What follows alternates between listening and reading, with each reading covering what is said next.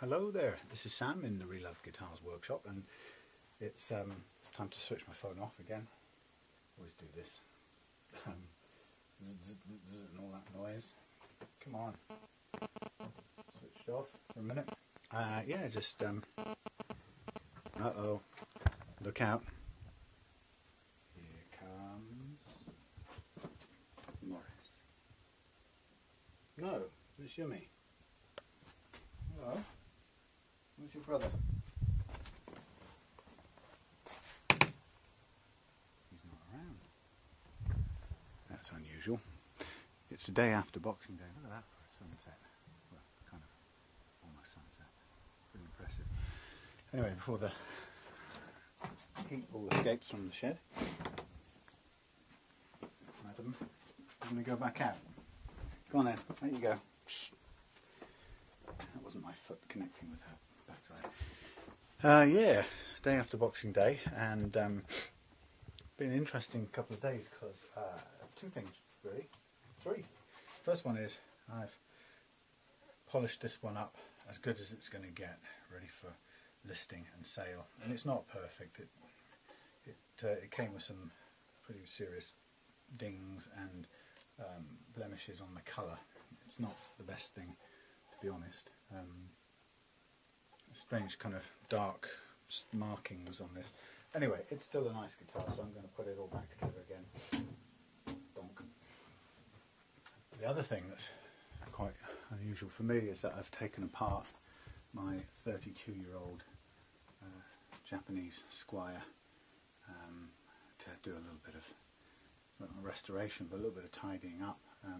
And basically I wanted to see under here for the first time in 32 years. It's never had its neck off before, and so here it is, the 32-year-old Japanese Squire neck, and I've polished the frets up a bit. I've also shined up tuners, taken some of the 32 years of grime off them, so they're a little bit nicer looking. Nice old vintage neck there, beautiful to play.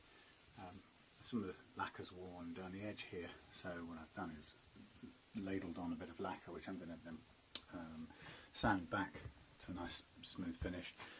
Done some work on the finish on this Ibanez here, which is going to be listed at some point.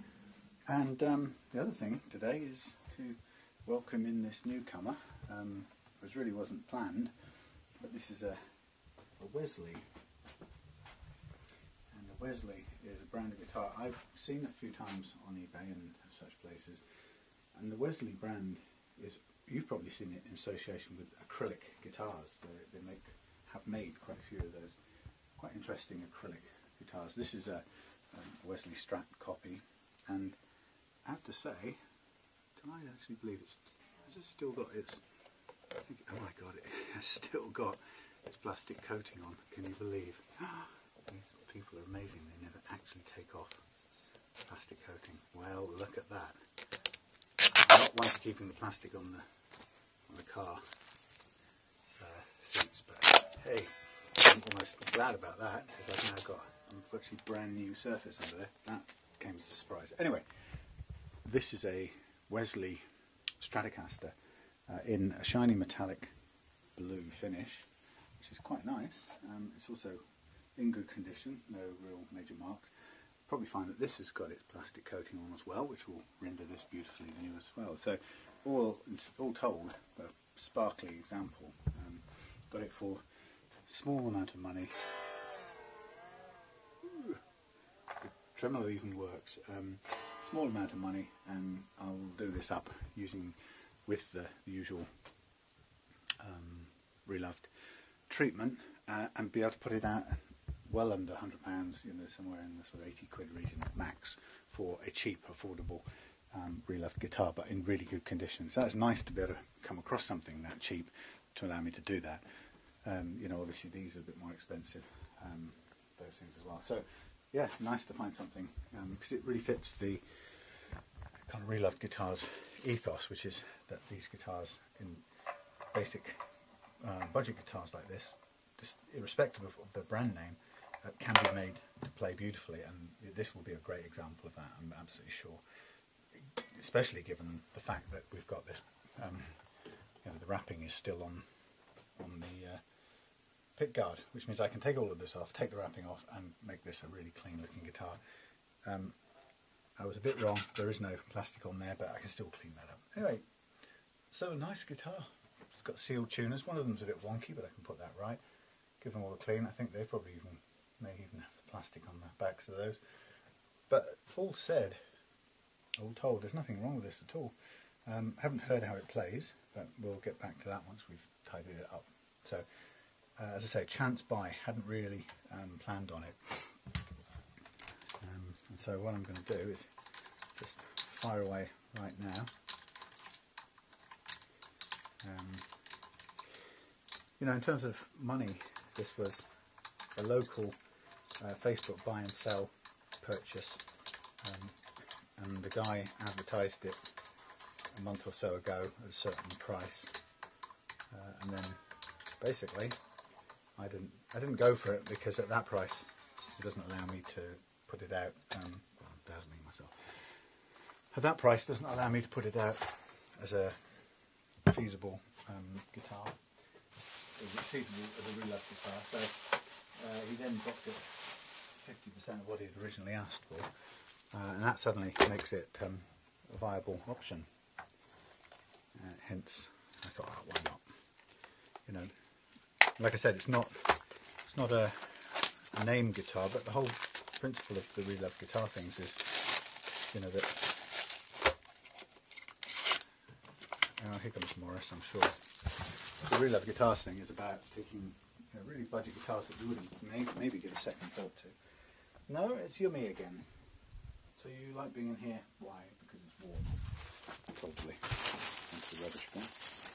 There, by the way, is the internals of my 32-year-old Strat with some fairly bad solder joins. So I've obviously had it apart at some point. Well, I've had the electronic bit apart. Now I'm going to have to rejig this camera because I've got it set up in a way that I can't currently move it to show you the guitar, which is not ideal. So I'm going to stop it and come back. Jimmy, are you going to go out? You're going to freeze me. Either you go out, stay out. Go on.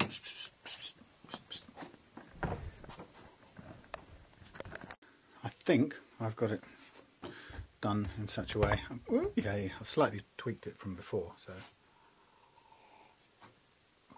we shall see what you can see. Right, tweak. You're attached to a microphone at the moment. Attached to. Now I bought some new screw heads and thingies. So how does this work then? So go in there. What's this little?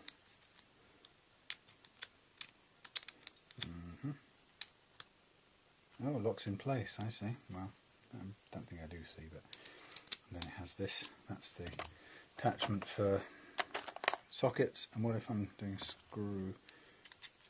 That needs to be separate. Takes that off, drops the screw.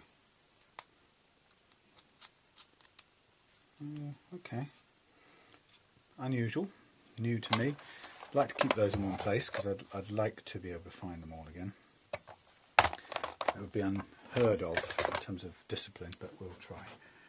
Anyway, the point of that was to get another screwdriver, which isn't this one, which would undo those. Well, I'm really not used to popped out, popped in. Yeah, try turning around. Yeah, seems to work.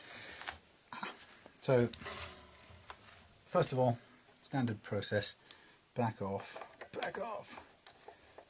I'm sort of jumping around here because I'm going to force myself to get another container for parts. Since I haven't. That's weird.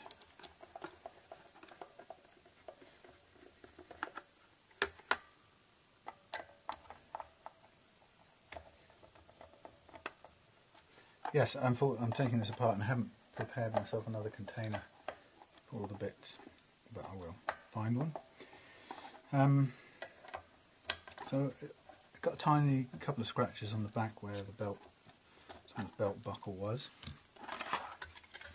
Tiny wimpy little tremolo bridge, tremolo plate. Look at how thin that is.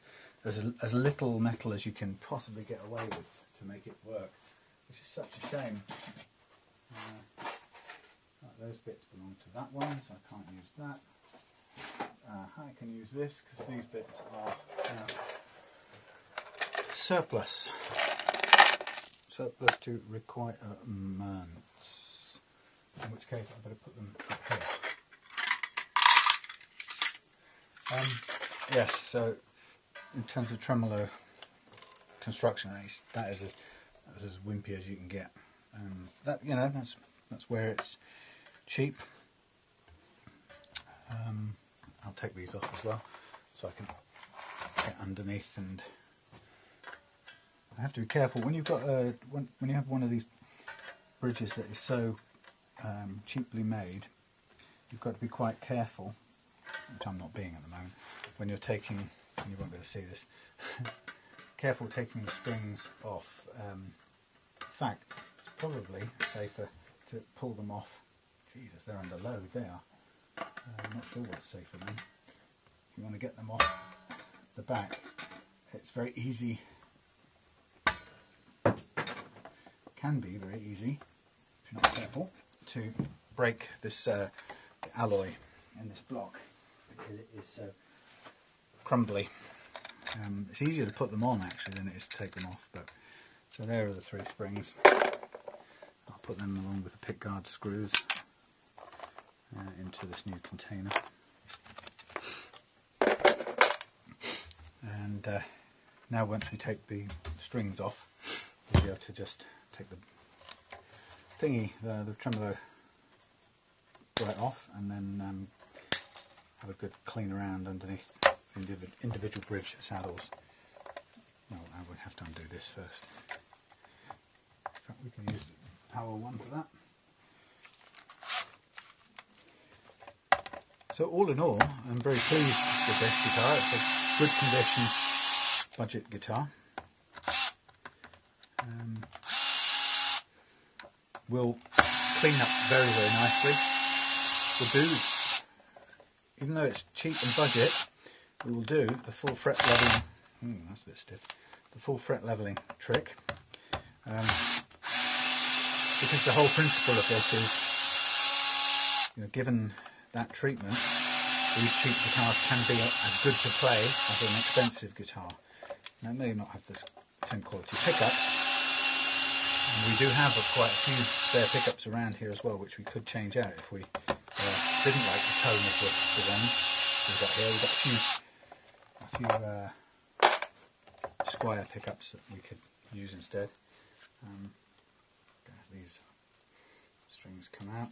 I'm actually a bit short of strings at the moment, so I'm going to have to order some more before I can complete this guitar, so I won't be rushing. I'll leave that there because I want to clean up the saddles. Just part of the process. Since it's in such a good condition, we might as well make this thing look practically brand new again.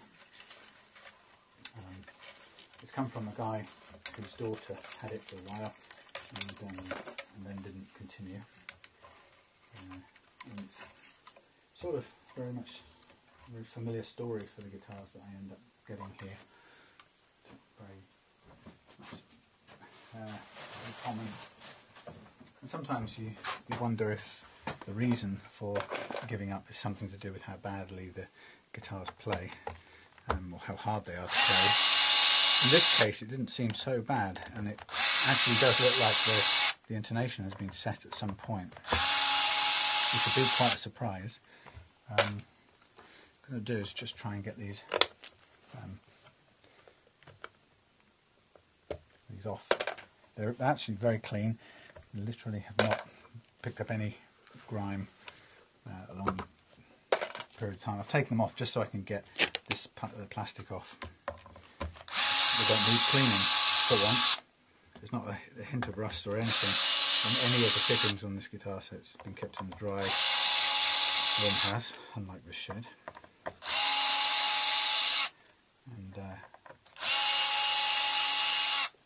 is a quite nice, quite nice fine. And what I'll do as well is I'll heat up the soldering iron, and as always, I'll just disconnect the electrics for the time being, so I can remove. Have I got plugged in here? Who knows? I know what it is. It was the Dremel thing. Now this is going to stay on for a minute because I've got it still screwed in. I'll take this earth wire off, and then I'll take off the whole pick guard. The reason I do this sometimes anyway is because it just makes it that little bit easier to polish up the surface. It's much better not to have things in the way. You get the polishing cream underneath the pick guard if you leave it in place, and it looks, as far as I'm concerned, it looks a lot nicer if you get rid of it, so you can clean everything up good and proper. But as you can see, it's all in good shape. It's almost like you want to leave that on until the very last moment. There is a bit of discoloration that there was a sticker on top of the plastic, which has caused a tiny bit of, or has protected the colour underneath there. And there were a couple, in fact there were a couple of stickers on the plastic. You can see where they've been. That's the only blemishes on this thing. Otherwise it's very clean and relatively almost completely unscratched. The strap buttons are actually quite good quality. They're in place. The nut is looks a bit plasticky, but it will do perfectly well. I'll take off the tuners and give them a clean up as well. It's all part of making it look and feel really nice and clean. And actually, you know, you could argue that it would save time not to do those sort of things, but there's something nice about taking the time to do it, because it allows you to really inspect every part of the guitar. And if it's, you know, if it's the standard way of doing things, then it's the standard way of doing things, and I can feel good about it. You know, be able to say to somebody, this is what we always do. No matter how inexpensive the guitar is, it's going to get this treatment. And because, you know, it lets us take a really good close look at all the components and make sure they're all clean and sound. These are all held on by a screw, which I can undo in a moment. So yeah, I like to treat every guitar, no matter what the price, with the same respect, because as I say, I start from the understanding that these things are all, in terms of just raw components, they're all as good as anyone else. They all deserve to be played as well. It's just the finishing that's, or the detail that really lets them down, the setup that really lets them down. I'll just spin this around so you can see. So I'm just getting into the little screws holding on the tuners, which will probably disappear on the floor if I'm not careful. I think this is magnetic. Yes, it is. That's good. So they won't fall on the floor. Out come the tuners. Again, a good condition, just requires, I'm going to give them a little bit of a clean, just for the hell of it, because I can.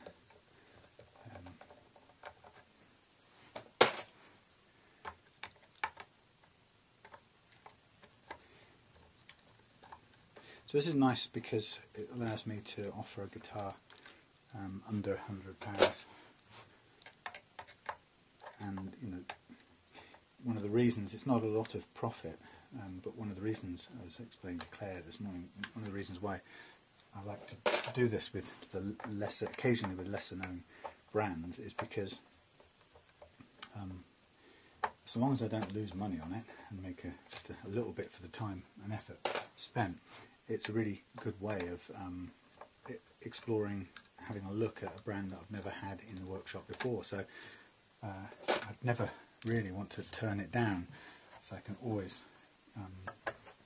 say, right, now I know what the basic feel and components of a Wesley guitar are.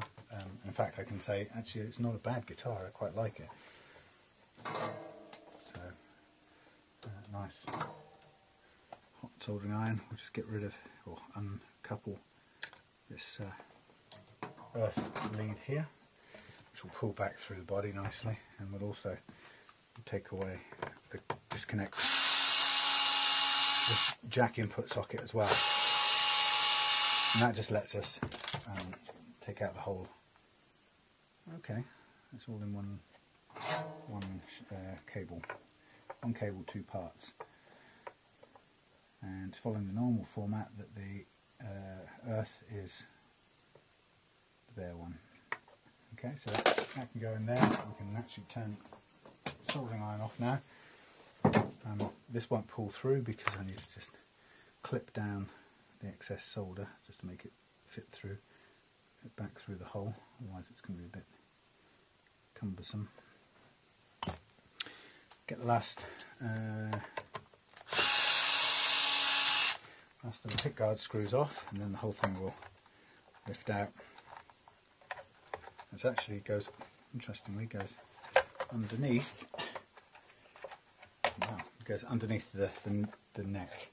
And I can pull those out, and there we have a little bit of dust under there, but otherwise it looks like a pretty decent looking some small CF pots.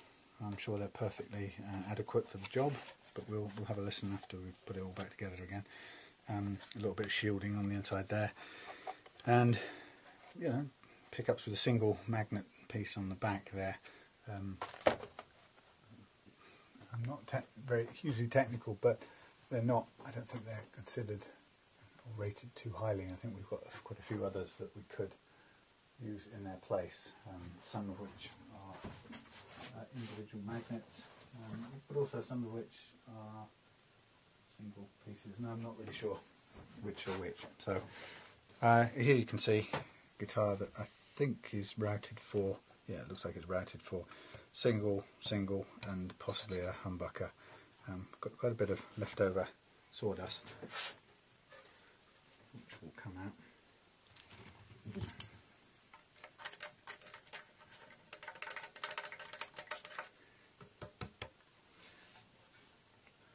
Built up in the corners.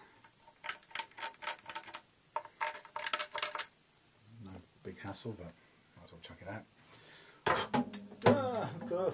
Sorry. That's the problem of being in a place too small to swing, small enough to swing a cat. Right, so I'm going to do the usual thing of let's get the neck off. See what the torque setting is. I'll start with 4 and try and undo it with that. Nope. We'll go to 5. Interesting. Nope. We'll go to 6. Okay, coming off with 6. And I'll make a note on a piece of masking tape. No, not even 6. 7. Quite tight. So it's just my low-tech, not very scientific way of knowing how these things were set up originally.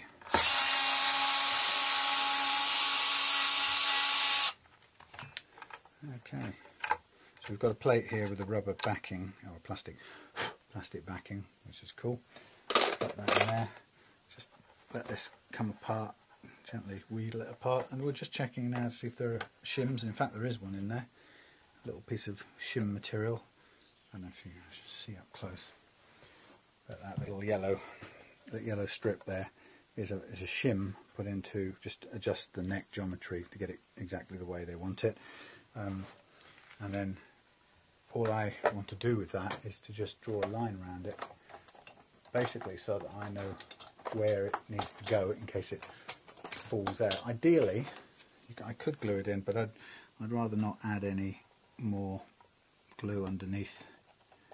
Oh, when it's moved now, it will come out. So it's never actually stuck in, because the shim on its own does the job. And if I do put some glue in there now and glue it back in, it will slightly change, add a little bit of thickness to it. But I'm going to do it because I rather know it's there in place. Of course, I've chosen some glue that doesn't want to come out. Evo stick. Could use anything really. I'm not sure I have got anything that will plug a hole in it. I'll try.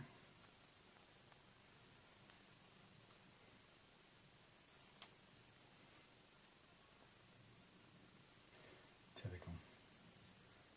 I need a needle. A needle. Or I need one of my ultra thin files, which I think will go all the way through and will give me some goo. So I'm not going to put too much on, I just want to tack it on so it will stay in place while I'm doing other things, and then I'm going to just drop that back in, safe in the knowledge that it's pretty much in the right place. And just press it down in situ, just partly to get any excess glue out from underneath it, because I don't want it adding too much sort of thickness. That's interesting. I didn't notice this, but off came some of the lacquer around the neck. That's occasionally something you get when you take, thank you, when you take a guitar neck off. Occasionally the lacquer comes away, and that unfortunately has done it here. Fortunately it's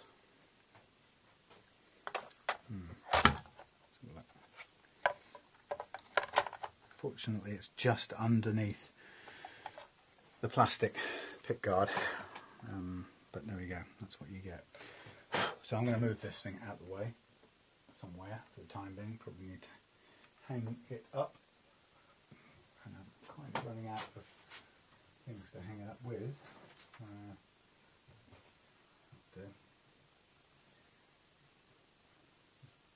Get it out of the way. I've got plenty to hang the neck from. We'll hang this out of the way and we'll get the neck sort of ready, roughly ready for its treatment. There's plenty of things hanging around here right now. Okay.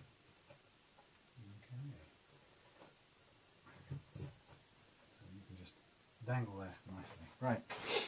Leaves us with free space and the neck, and as I say, the neck's in good condition. I'll give it a quick clean, but then basically it's got a bit of convexity to it at the moment.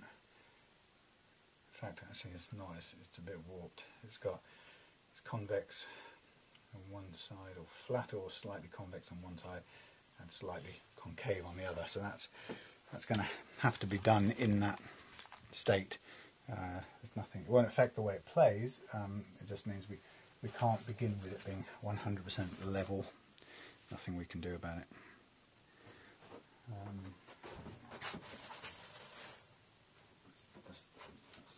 That's what you get for cheaper guitars, I guess. Yeah, so that's cool. That we'll try and get this out. Yeah, we'll mask off the neck and get that ready for the fret treatment. Again, you know, it's going to take the full 90 minutes. There's no quick way of doing it, even though it's a relatively inexpensive guitar. That's just the way it is. And what I'll do as well is pull apart this unit. Not that. Pull apart the saddles on here, mainly because it's a really good chance to get behind, get underneath them and give them all a good clean. And it's one way of making the whole thing feel a bit fresher and newer. And since we're going to, once we've done the neck work and put the neck back on, we're going to reset the intonation anyway. It's not a problem.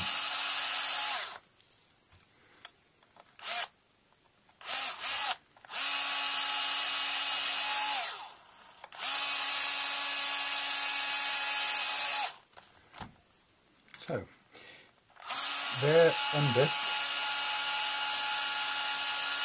the full dismantling of the Wesley Stratocaster in metallic blue, 3 single coil pickups, everything in fairly good nick. A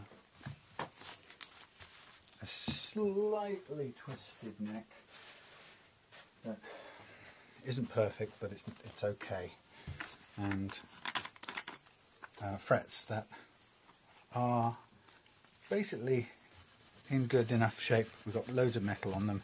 We can do a full fret job on them without worrying about loss of material or running out of metal. A guitar that's very clean generally because it hasn't been taken out of the house and it's not really been played much with. A tiny bit of chipped paint underneath the pickguard, probably from the factory, I'd say.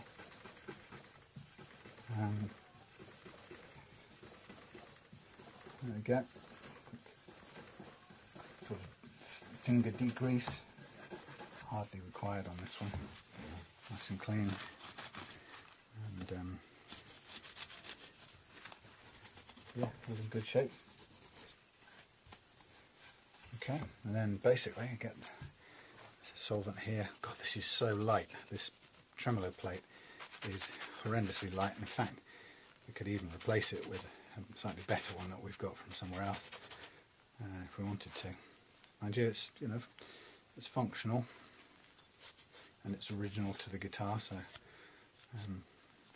but it's the argument, I guess, would be that insofar as a lot of people would say that the tremolo unit here, this plate and this block, they have contribute an awful lot to the don't pick up on the wrong words, the sustain maybe of the, I used the word resonance the other day, it's the wrong word, but anyway, who cares, the sustain of the strings. The better this block is, the better the strings sustain, and the better the nut is, the better the strings sustain. So here's two important parts. This is just fairly standard plastic, and this is very, very, very lightweight. In fact, it's probably the most lightweight item I think I've ever come across. Even the Encore version weighs more. And here it is. Yeah, the Encore version is actually a little bit more substantial, only marginally. It's a little bit more metal, tiny bit, but they're in the same category, same league. Okay. Anyway, it works, does the job. I certainly wouldn't worry about replacing one directly with the other. Okay, so I will cut off now. I'm going to mask off the neck with masking tape. I won't talk you through that process. If you've watched any of my videos, you'll have seen it thousands of times anyway. Otherwise, it's just a matter of getting the whole thing covered in masking tape in a way that will protect the fingerboard but leave the frets exposed, so I can leave you to use your imagination. Hey, back again. Well, miraculously the Wesley neck is now fully masked off, and you can see it takes a few different sizes of masking tape, or you've got to cut it to get it to do this, but it takes a bit of time, but it's worth doing, and then you have it perfect. You also could do with a few strips of thin different size masking tape left over, because you might need it to cover up anything that peels back, because of all things you don't want to have happen is to damage your the nice rosewood of your neck, of your fingerboard while you're doing this. Interestingly, on this guitar it's got quite a sharp edge. If I was feeling in the mood, I might soften this off and then add some more lacquer to this, because it's in fact it might be if it was a different, maybe I might even consider wearing off this Wesley logo and putting something else on. But that's a nice thing about budget guitars, you can do it. Now what I'm going to do, we're going to do the fret leveling process, and to begin with I'm going to do a check to see how uneven the frets are on this guitar, and it's not something you need to do, but I like to do it because, as you can see, see over here, I have a kind of leaderboard of shame where I just record the relative unevenness of all the frets on the different necks that I've worked on recently. And this is only about the last 30. of a total of 60. And what I can say to you straight away is out of 100% of guitars that I've worked on, so all of the 60 have uneven frets, including, by the way, this fabulous old vintage Squire, which I don't know, probably sells for about £1,000 now or something. But you know, price has got no effect on whether you've got uneven frets or not. And if you were to look at this for very long, you would also be able to see that the vast majority, probably 6/8, 3/4 of the guitars on here have more than 50% of uneven frets.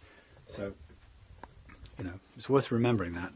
First of all, 100% of guitars have uneven frets, and of those 100% of guitars, 75% or more have at least 50% of the frets uneven. So here we go. We're going to just add the data from this Wesley, very cheap guitar, onto this list of things.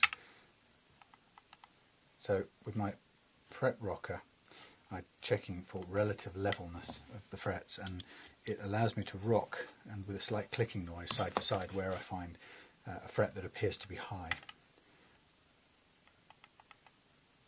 Now, I say appears to be high because this checking process is all relative. It's not an absolute. The rocking of this little straight edge could be caused, it's caused by one fret, the fret in the middle, being relatively higher than one either side of it. But that relative highness could be caused by a depression in the fret to the side, or it could be literally by the fret in the middle being high. So we only know that relative to the frets either side, it is low or high. But so far, the amount of unevenness of these frets is quite mild. You get used to knowing when it's really extreme because you get a really significant knocking. And what I'm doing as I go along is I'm marking with a pencil onto the tape wherever I find a relative high spot. Now, I've said this many times before on video, but because it's relative, and because the rocking could be caused by either the fret that's in the middle of the three being actually higher than all of them, or it could be caused by one of the frets to the side of either side of that being low.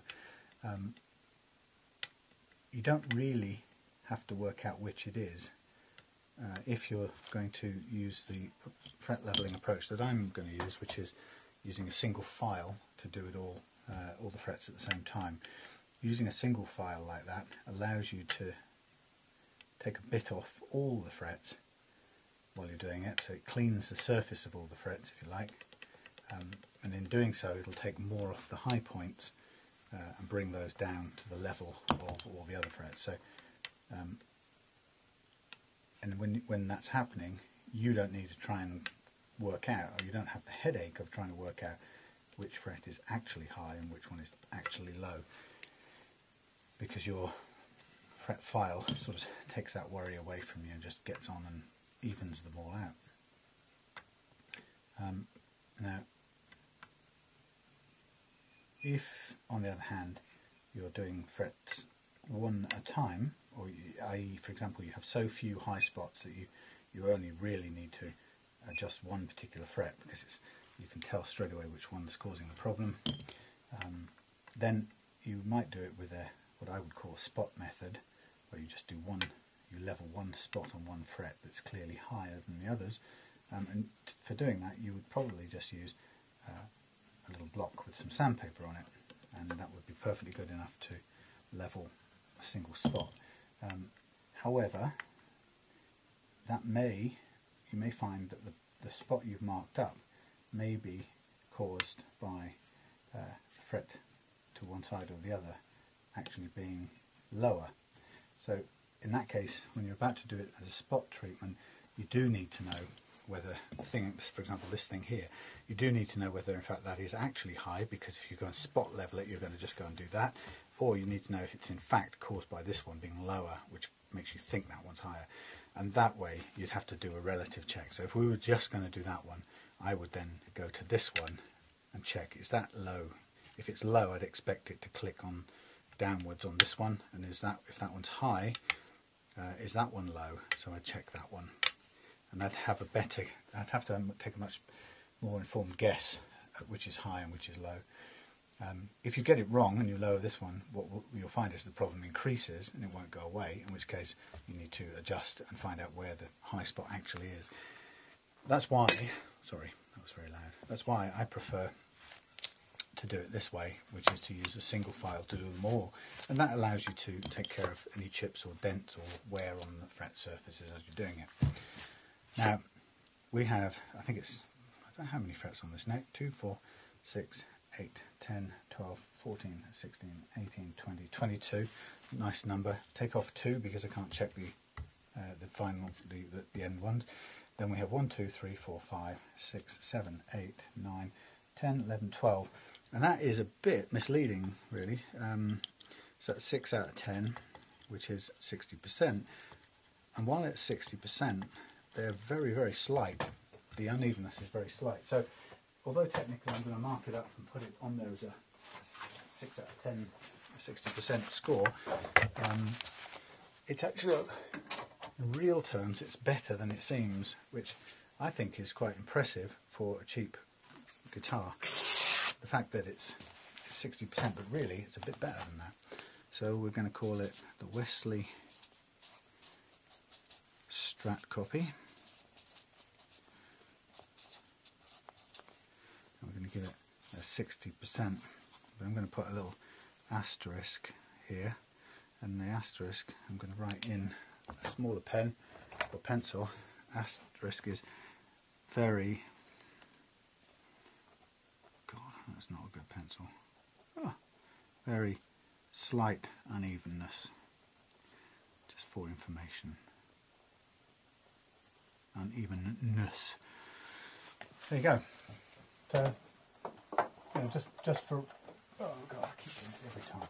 Purely for research purposes, I like to have a record, and that will go into, just tagged on for the time being, onto the end of the 60% area, sort of as a rough marker. But that's, you know, there you go. Again, let's just get this into perspective. That 60% of mildly uneven frets is better than the Schecter Sinister Gates, which is a £600 guitar, which had 60% and some quite uneven frets. It's better than vintage acoustic. It's better than the Hagstrom Ultra Swede, which is an expensive Les Paul copy. It's quite a bit better than the Ibanez RG series guitar, which is again quite expensive. It's better than the Squier Stratocaster Standard. It's better than a Gould Les Paul copy. It's better than the vintage SG Cherry down here. Better than a couple of vintage SG Cherries. So this cheap little Wesley guitar has outperformed guitars that would have cost the owners or the buyers, would have cost them 3 or 4 times as much as this Wesley cost. So there you go. That's one of the things that Reloved Guitars, one of the points that I like to make, is this cheap thing here is no worse, in fact quite a lot better than a whole pile of far more expensive guitars that you go and pay 4 or 5 times, sometimes 6 times as much money. And actually the truth is, if we took probably, in fact, the only one I can authoritatively refer to, because we haven't had any Gibson Les Pauls through the workshop, but I did my brother's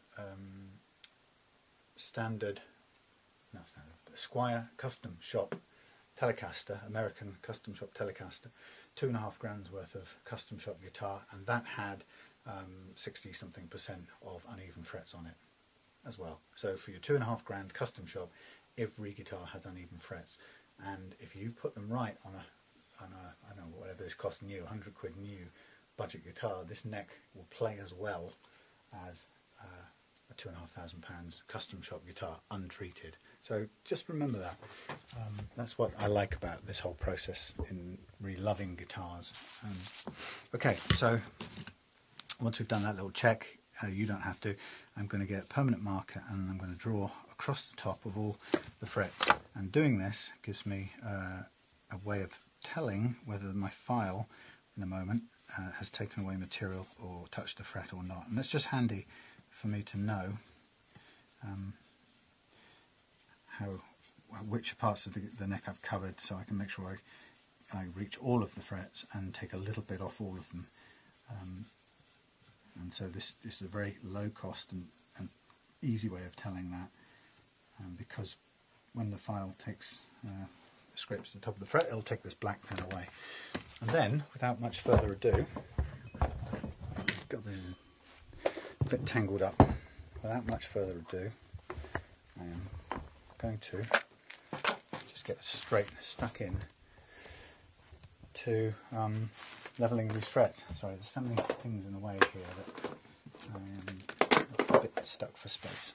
Right, straight into levelling the frets, and it's not a complicated process, and you just need to be careful. And down I go. I run the fret levelling file down the guitar, making sure I cover all the frets as I go, giving them all some degree of cutting, and you'll see possibly that as I go it's taking metal off, a little bit off all the frets, and in doing so the way it works is it takes more off the uneven frets than of the lower ones, and in doing so it levels it all out beautifully. And I'm just going to come back the opposite way, do a light run the other way, just to make sure that I cover all the frets I might have missed the first time.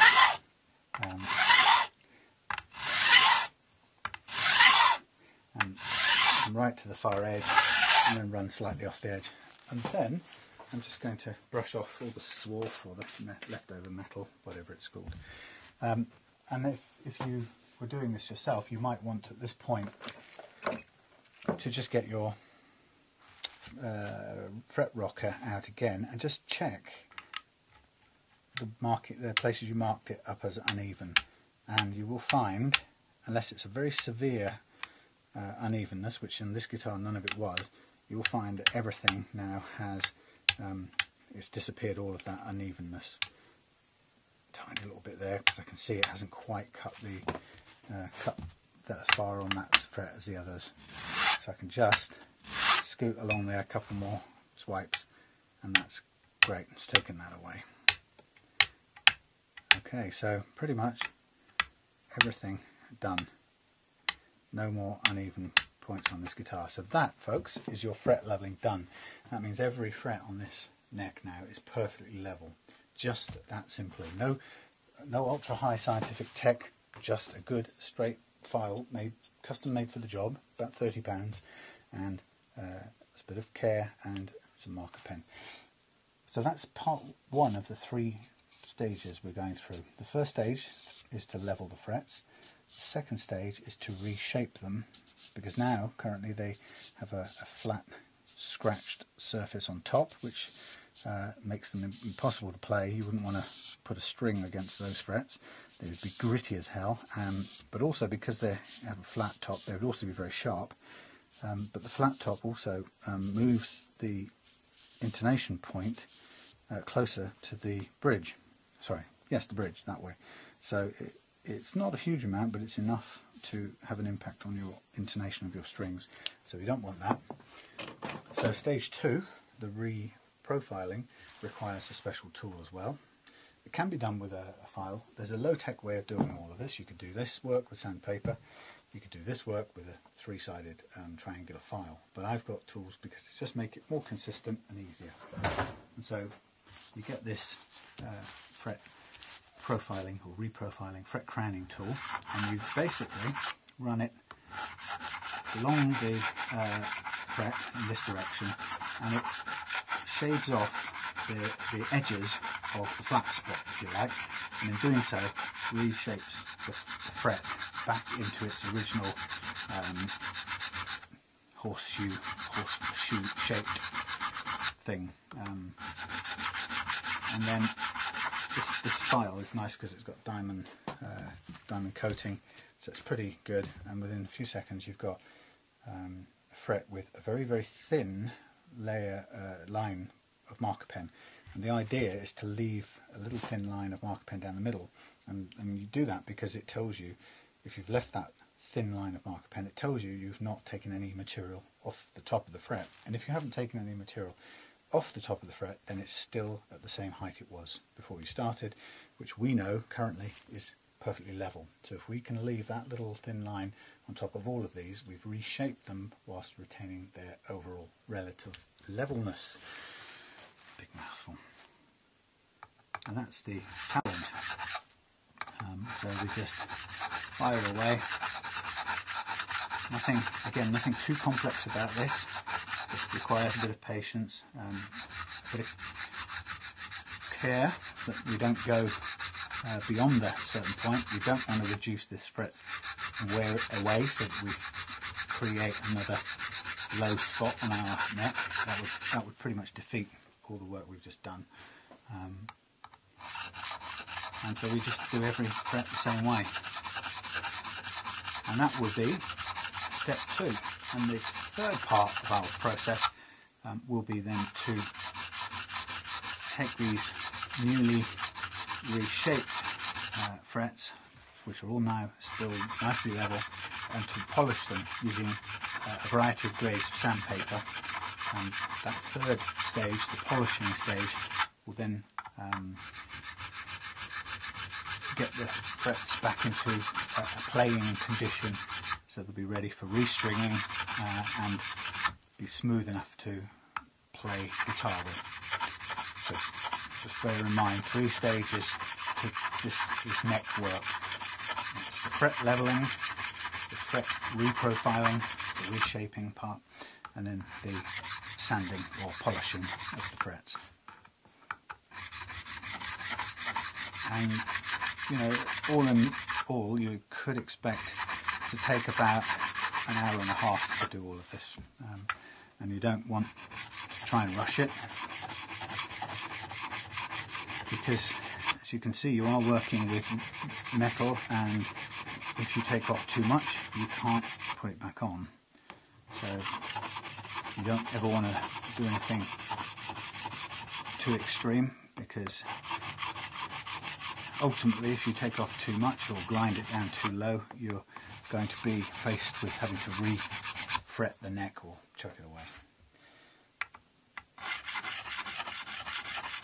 And in truth, if you re-fret the neck, you're still going to want to level the frets, because by nature of the way that the frets actually are applied and how you get them onto your neck, they're never going to be microscopically even. It's just not possible to get them.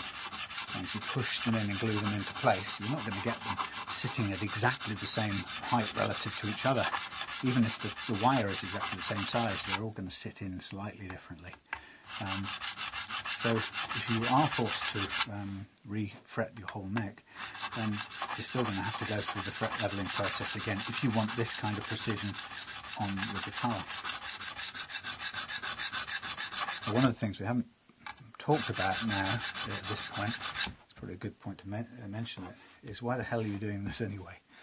You know, the guitar Wesley played was playable before this. The girl who owned it obviously had played it.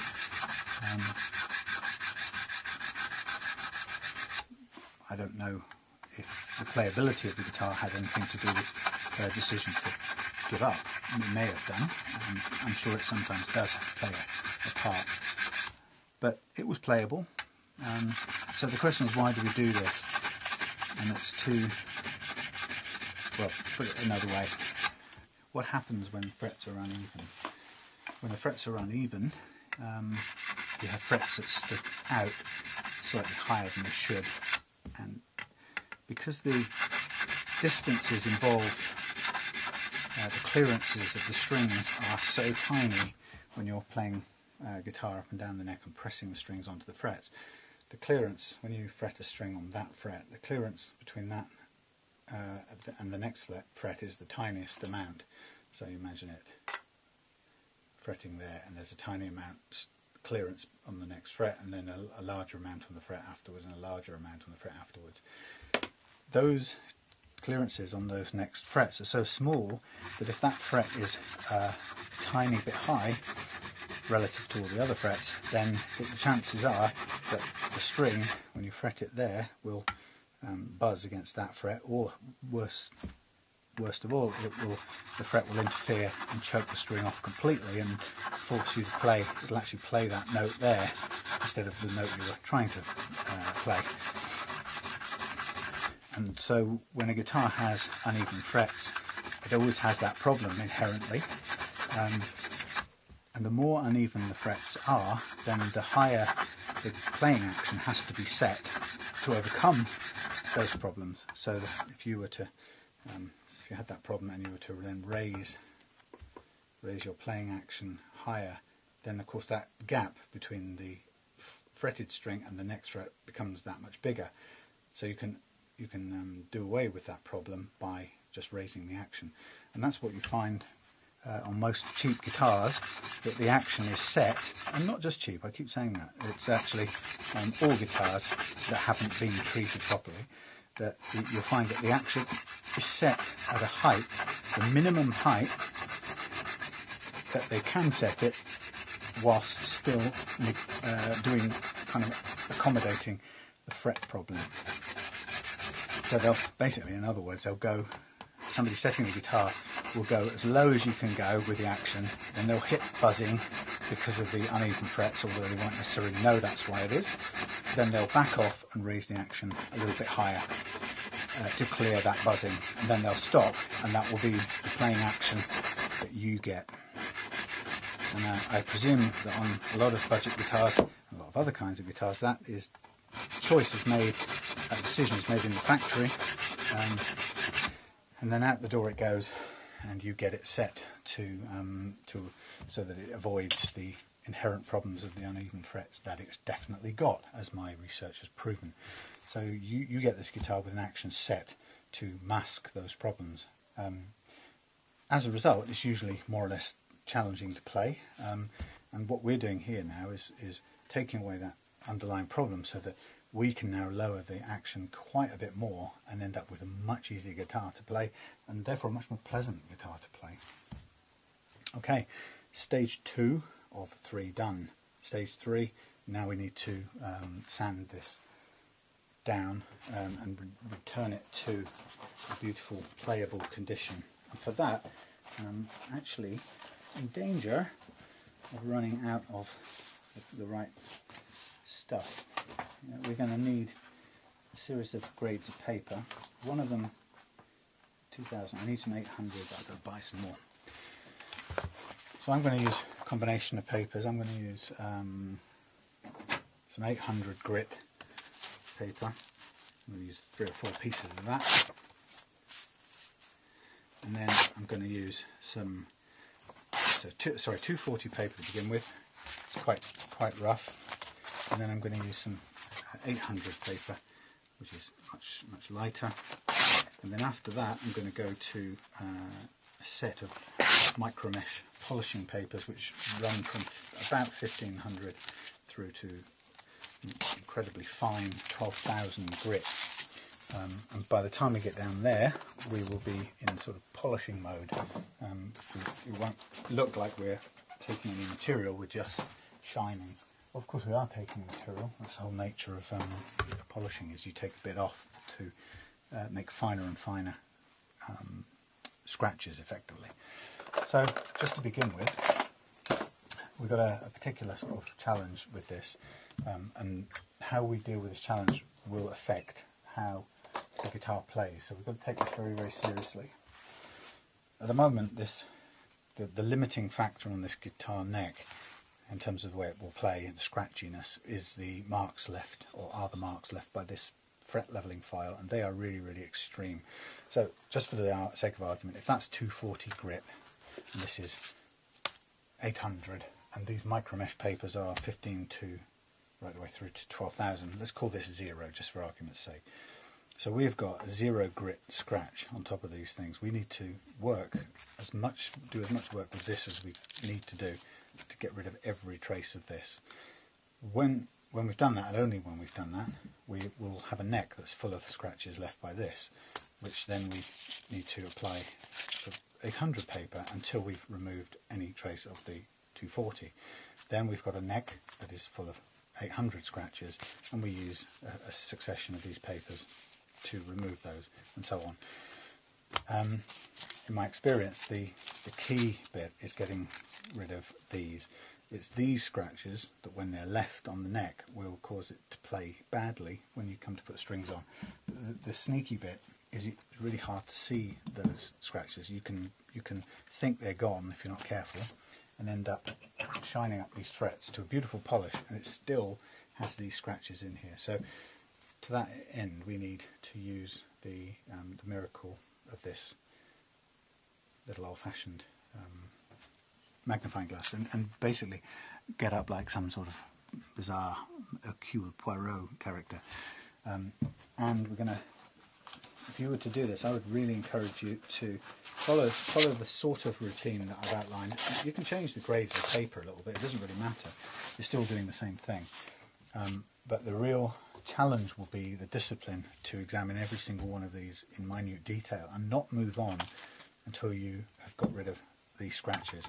Only when you've got rid of those scratches with this paper can you move on to the next grade. And that's the hard bit. Okay, so here's how it works. It's a mixture of, and I still haven't got that bloody foam block. I was going to say it's a mixture of using your fingers and a certain foam block which has a pointed, well, cut to a point, and I've lost the one I use. I don't want to cut another one because it seems a bit wasteful. And sort of temporary loss. Actually, I do need to cut one if I can't find this other one, because I really do need it. It's either fallen down somewhere or I've knocked it over somewhere else. But it's really, really, really, really important to the process. So if I really, really, really can't find it, then I am going to recut it, because at worst we've got two that do the same thing. It's a shame. You get one of these, nice thing is you get one of these blocks every time you buy a set of Micromesh, and I'm pretty much always buying sets of Micromesh, which is good. So what I'll do is I will just go for it, and I will cut myself. It's not exactly easy, but I'll cut myself as simple as I can, an edge down this one. I mean, it doesn't have to be exact, as long as it kind of roughly does it.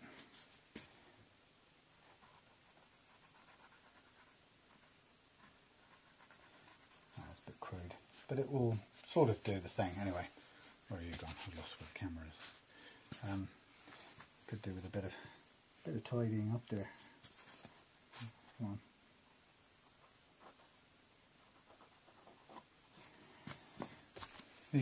These can be useful actually. They work well as stopping off Floyd Rose tremolos, so keep those for another time. Anyway, that just is a temporary solution for my lost one. But the first thing I'm going to do is just to kick off with doing it by hand. I think we've still got video rolling, so I'm going to do it by hand with a single piece. I think it's a single piece, right? And I'm just going to press down into the neck, and the idea is to let my fingers or the block roll up and over and down over the frets, so that it's kind of a more of a holistic cover, rather than just going over it with a flat surface and running the risk of flattening it even more than it already is. So we are trying to round this off. So this is quite a good way of doing it. It's also important to make sure that all of the frets get the same amount of treatment, because this is rough enough to take down the height, take off metal for a start, so therefore it is reducing the height as you go over them. If you stayed on one spot only, or too long, then you will end up undoing all the good work you've done and creating another uneven spots, which kind of puts you back at square one and having to redo the whole thing, which you really don't want to do since it's already taken the best part of an hour to get to this stage. So you are aiming to cover everything similar amount.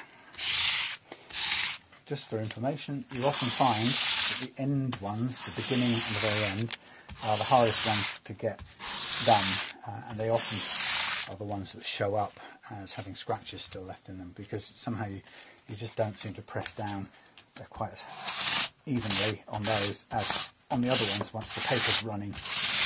So you might have to spend a little bit more attention on those just to make sure that they get the covering they need. You know, and if you're tempted at any point to rush this, you've really got to remember that this neck that you're working on is the heart and soul of your guitar and your relationship with it. So it's really not worth rushing. You've really got to treat this with some sort of respect and reverence.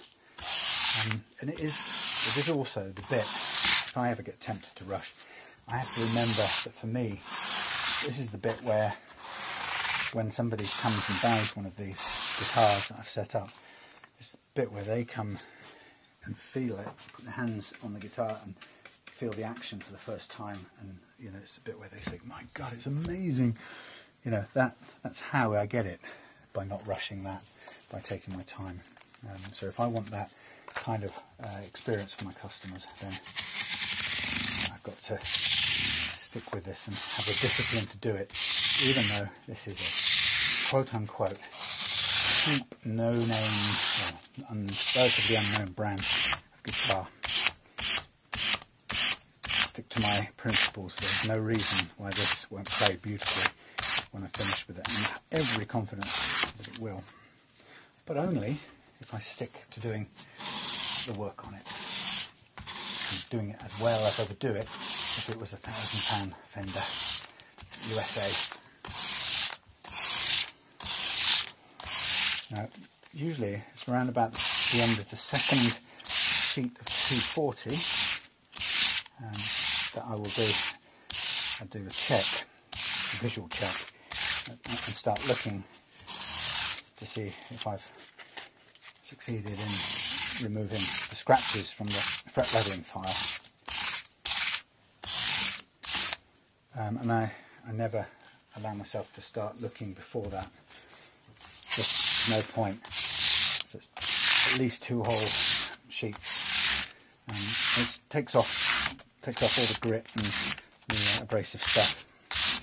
Okay, and then you'll know you've done 2 by the time it's worn smooth. So at this point, now I'm going to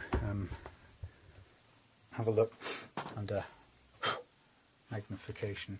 Sorry, I'm never conscious of where the light is. You're probably getting horribly blinded, but these incredibly wide angle lights. Okay, so before I do that, there is a little technique I've discovered works quite well. It's because I've been working longitudinally. If I get a 2000 grit and then go 90 degrees to that direction I have been working, for some reason, just a trick of the light, it really helps to reveal where there are scratches still in the surface of the frets. So it's just one way of helping me do this check, and I can already see some. I wish I could show them to you on this thing. I'll try. Looking at the second to last, the second to last fret. Oh God, you'll never see this, but hey, second to last fret, and there it is. I'm going to try and stabilise that. Second to last fret. Maybe you can see that. There are some little tiny black marks, and in fact, it's probably little bits of the marker pen still in there. So straight away, I've hit one of my criteria, which is if anywhere on this neck I find those little scratches, which are the scratches from the fret leveling file, then I carry on over the whole neck for another whole piece of paper at that grade. And it's just a discipline I stick to, and it's my way of making sure this is as good as it can be. There's nothing more disappointing than when you've done all this work, if you rush it and you go to put on the strings, the frets look wonderful, and then you start trying to play and you can feel a gritty feel under your fingers, and it's because you've gone too fast. Now that is pretty much the only fret, the last two in fact are the only ones that have got these marks on, which is sort of what I know because they're really hard to do consistently. It's easy to get the ones in the middle, it's these first couple that are just difficult. So I'm just going to pay them a bit more attention, knowing that it's evident that they haven't had quite as much attention as the others. But I'm also at the same time going to make sure I go along the whole neck, because I don't want to run the risk of lowering those at the expense of the others.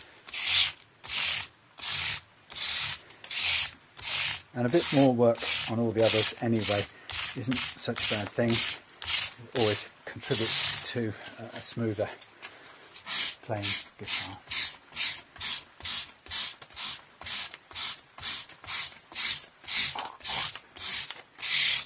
Most exciting video ever.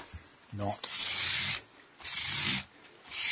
Well, hopefully, you know, the purpose of this video is, first of all, I'm doing the work anyway, okay? Secondly, it proves that I'm doing the work, which is no small thing in the market of today, when people really could do with a bit of reassurance that there's quality in the thing they're buying. And thirdly, for those who are interested, it does give you a how-to. Not the only way, but a how-to if you want to do this kind of thing yourself. It's much easier to see it in action than it is to just see it, even an edited video, shortened edited video where you suddenly jump to something that's been done. It's so much easier to see it in progress. Okay, now I can still see one mark on this final fret. That's really annoying. And that would show up as a scratch, except you're hardly ever going to use it, but I'm just going to do a little bit more right on that spot, get rid of that mark.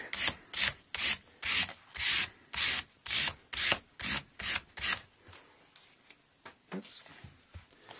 And then we can safely now move to the next grade of paper. And this process starts to get a bit easier from this point, not least because we don't have to use the magnifying glass anymore. We can just trust that from this point on the paper is doing its work. So that took 3 sheets of the 240, and now I'm going to take the 800 and put it around the block. I'll tilt you down again so you can see a bit better. So now I can, oops, hold on tight to it. Just go up and down with the 800. Again, you've got to get all of the frets, so it takes a bit of concentrating to make it reach everything.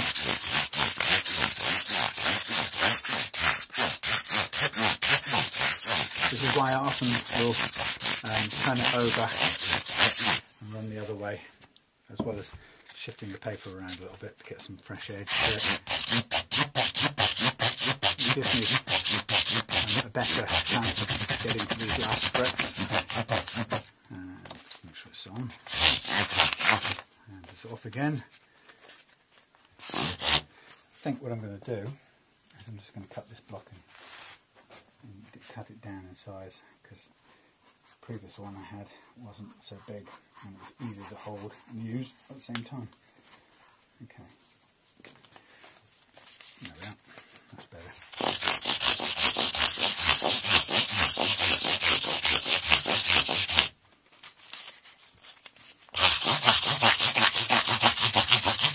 So you can think of it in your mind that what we're doing here is, I'm just going to put a piece of tape over the end, by the way.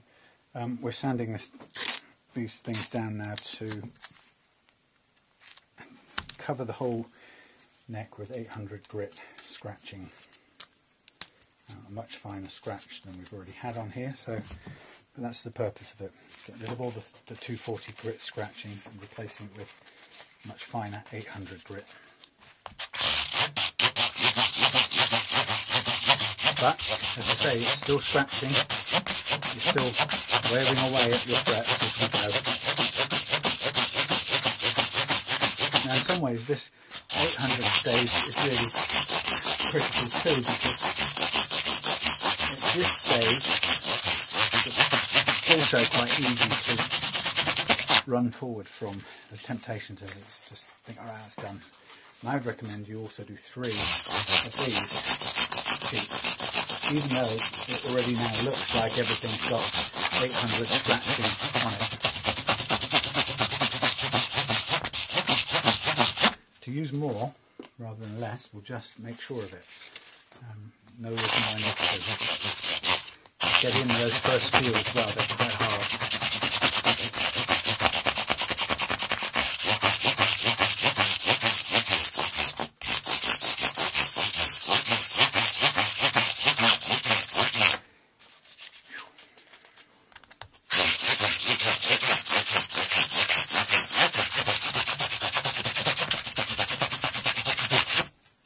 Also keep switching the neck around, so if you are putting an undue emphasis on one side of the fret, then this will correct that. Make sure you get an even amount of wear.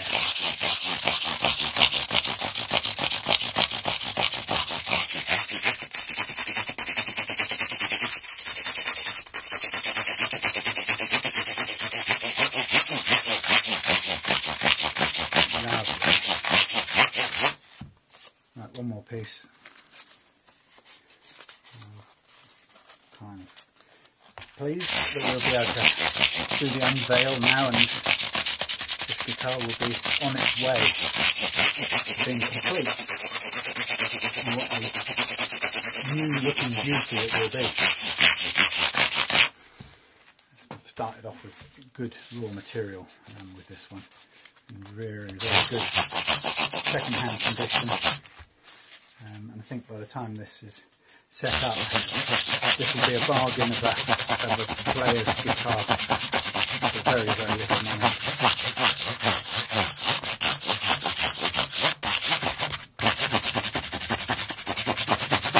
Okay, I'm done. In the bin with those. And now the fun part. Okay, let's take all the paper off part. This is a dirty process, so the rest of the guitar will get, or the neck will get a bit mucky at this point, so be prepared to give it a thorough run over with your solvent. In our case it's always lighter fluid, buy it in industrial sized cartons. It's quite expensive, it's about 30 something quid, or maybe nearly 30 quid for 5 litres, but it is harmless to guitar finishes and wood alike, so it is the perfect solvent for cleaning things up. I mean, water's pretty good too, but there are times where you'll need solvent to get rid of the grease or the oil from fingers or whatever that's stained into a really dirty fingerboard. But a bucket of clean, or even slightly tiny bit of detergent soap in water in your workshop is probably always a good idea. I mean, wood and water are sort of pretty good friends, since the wood is mostly made of water.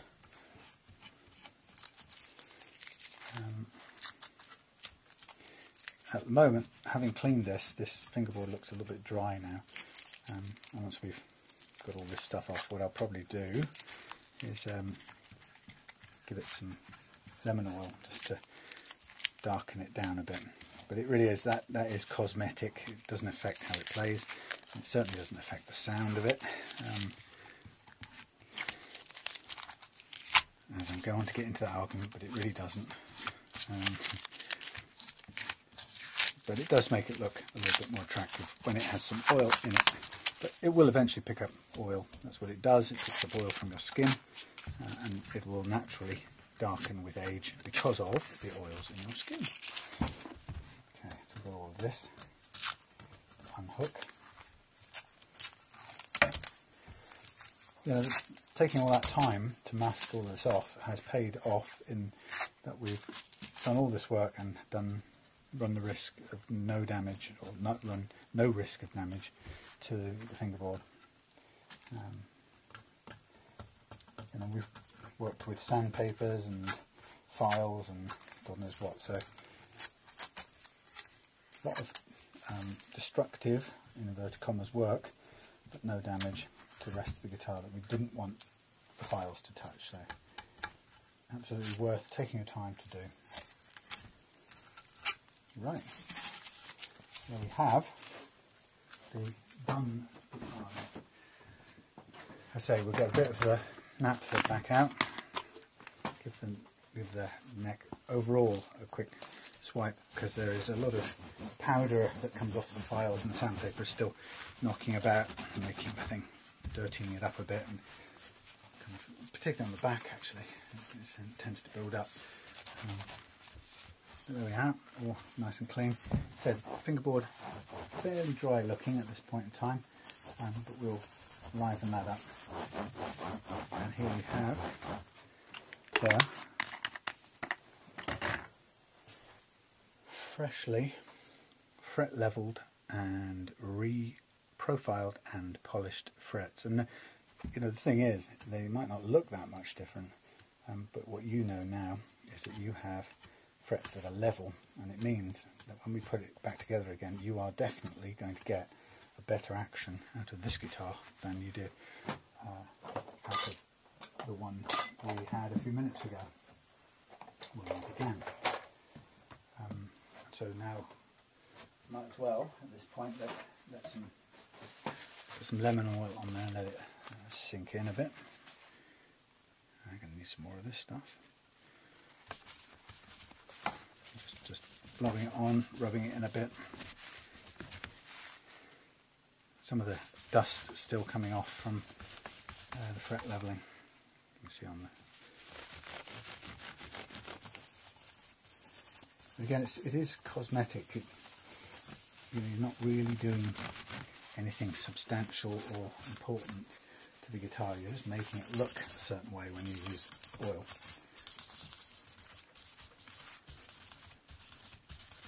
And if you have too much of it on there, I promise you what it will do is it will pick up dust, and it will become, won't take too long either, it will become a sort of magnet for dust, and it will become a sort of grubby mess. So tend to just put it on, rub it off as soon as you can, and it'll darken the board and make it look a little nicer. That's pretty much about it. Okay, so there we have the neck. That's ready to go. So however long that took, I think probably about a good 90 minutes all told. It's fairly speedy, that one, but a good 90 minutes. That is what it takes to do this work. So no shortcuts, I'm afraid. If you want level frets on your guitar, that's what you're going to have to do. And there's no mechanical way of doing it either. You can't get some fancy machine that's going to take care of that for you. So level frets on your nice Wesley budget guitar up there in the dark at the moment, ready to go. That can just be grabbed off there once we've tidied up any marks or whatever, you know, tiny scratches we can do on the body. We're just pretty much ready to put this guitar back together again, restring it, new strings, and then take care of the playing action and the intonation, and we've got a nice guitar ready to list and at a decent price that human beings can afford.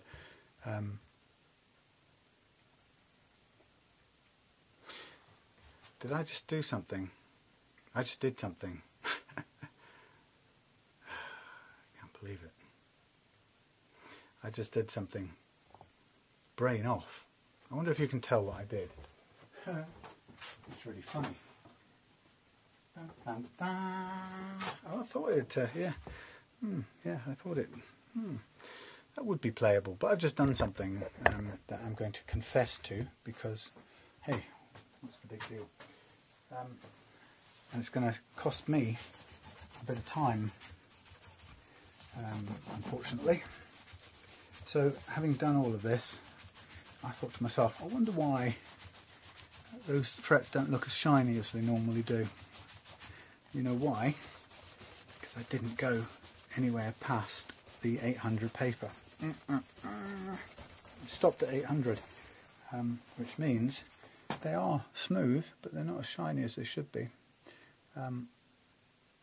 They play actually, but I'm a perfectionist, so what I've missed out on is the entire Micromesh series, like a plonker. So I'm going to switch off, re-mask off this guitar, curse myself for having wasted time, but as you can see, I'm not going to shortchange this. I'm going to put the do the Micromesh treatment to get that extra shine onto this guitar. So, oh, silly me. So just quickly, Radio 4 quietly in the background. Done it again, properly this time. Yeah, just gone the whole sequence of Micromesh papers, and as a result what we get is a beautiful shine, which we didn't have before. So, you know, another 15 minutes of hard work and it's now ready to play. Okay, so that was the missing bit. So, you know, we have the same process of undoing it all again. That was my cost in time, not your cost in price. But yeah, definitely, it's the part that really matters, getting it up to the shine. And I knew something. I looked as I came back to the bench there. I looked and saw the Micromesh neatly folded up, staring at me, saying, "You haven't used me." That's the only time I've ever done that before. So now it's done. You can see I had to mask the whole thing again. No matter how much time that took, it's critical to do it to get the right result. You know, and as I said many times before on these videos, if you're going to spend, I don't know, a year, 2 years, 10 years, who knows how long, however long it is with your guitar, then it's no price to pay to get it right in the first place, so that all those years of fun that you have, you know, you're investing in right now, or I'm investing in for you. So there's no question of, well, let's just leave it like it is. It's critical to get it right. So all over again. Paper comes off a bit easier this time because we've got oil on the fretboard. That's looking nice. You're not really hearing Radio 4 in the background, and there are no tunes to pay copyright on, so don't tell me off, please, Radio 4 or YouTube. I'll be off in a minute. I just want to show you this. Tiny bit of masking tape glue there. Yep, so apart from that, that's the whole thing done properly, the way it should have been in the first place. I don't know if you can see, but it's a hell of a lot shinier. So, job done. Sorry about that, and we're back on track. Oh, dearie me, hello. Right, we're back in the workshop and back on the Wesley blue metallic sparkly Wesley. And as you can see, I've gone ahead and cleaned all the parts and replaced them, lined up that last tuner correctly, put back on the thingamajig, scratch plate. Haven't really done anything yet with the pickups, haven't tried them out yet, but got the various bits and pieces back on, and I'm sure it's going to be absolutely fine. Just feeling back behind it, there's a couple of bits that could use sanding, which I'll do. So really we're just ready to put the neck under load and really get stuck into finishing this off, and then we'll have two guitars to list on eBay, the white SG and this one. And I'm going to set this up with the tremolo going, although I'm not quite sure how much tremolo we'll have on it, but anyway, I mean how loose it will be, or how highly strung. At the moment it's set right in, so there's no, you can, when I got it you could make it work, but not by much. Obviously wasn't meant to be used. So I'm just going to get these first, get these strings on first, and then worry about the action and the intonation afterwards.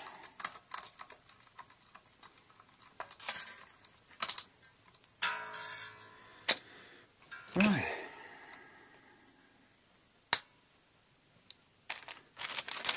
Get those out of the way. Can you see all right? Yeah.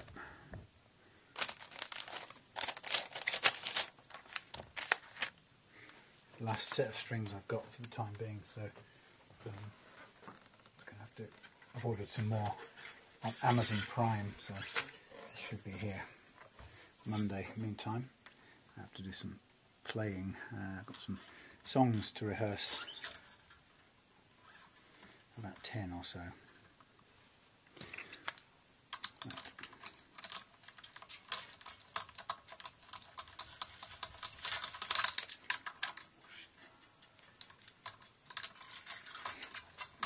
I've got a tablet for Christmas, so I brought it out into the workshop.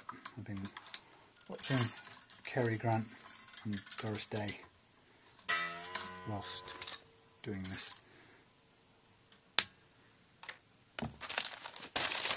I don't know if it's a slight improvement on Radio 4. What I do know is that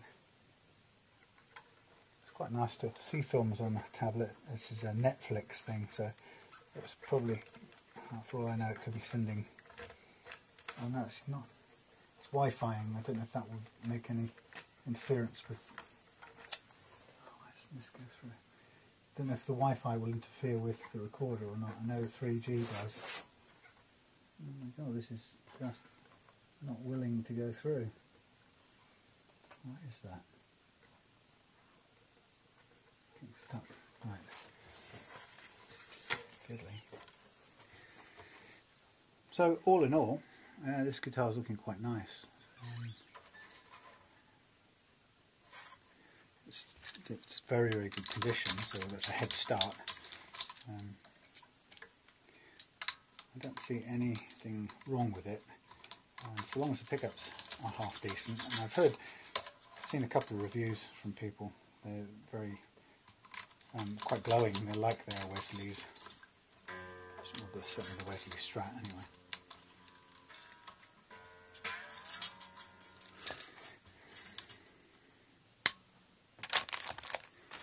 But I'm sure that this is going to make a very nice starter guitar.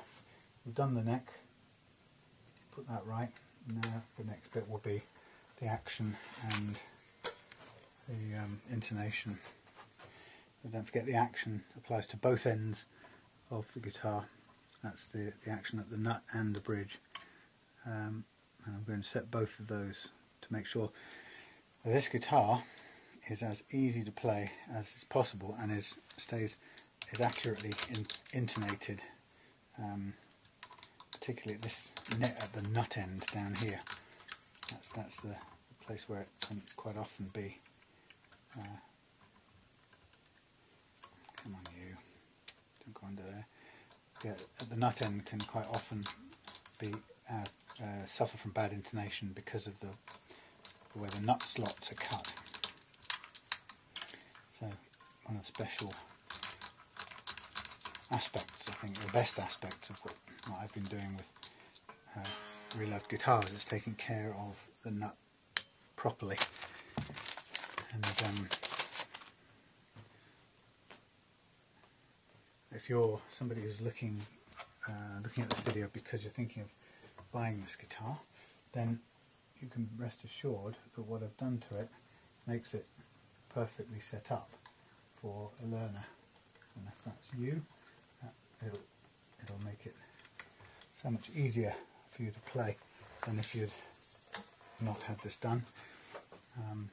And the guitar, the way it comes out of the factory, is extremely badly set up. Well, actually it's not set up, so it's just extremely badly aligned. I can't see in this light where the hole is. Come on, man. What is going on? Oh, weird. Yes, so it's one of the things I discovered to my surprise, really. I thought maybe some guitars would be badly set up or not get set up in the factory, but I really couldn't imagine that it would be all of them, and that's what it's turned out to be.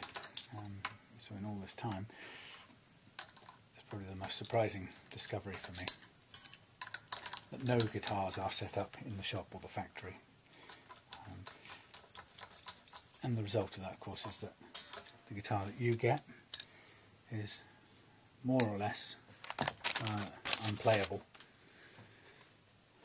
And it's kind of crazy, it doesn't matter how new it is. It's just, that's the way they come. And I suppose it would be alright if somebody in the music shop or the retailer online said, okay, well, once you've bought a guitar, you have to spend 80 quid or whatever it is for somebody to set it up properly so that it's playable.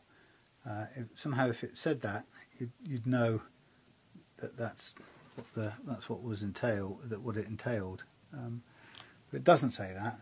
It proceeds as if it's playable, and you've paid the retailer your whatever money, however much you paid for it, and I think it's pretty crap.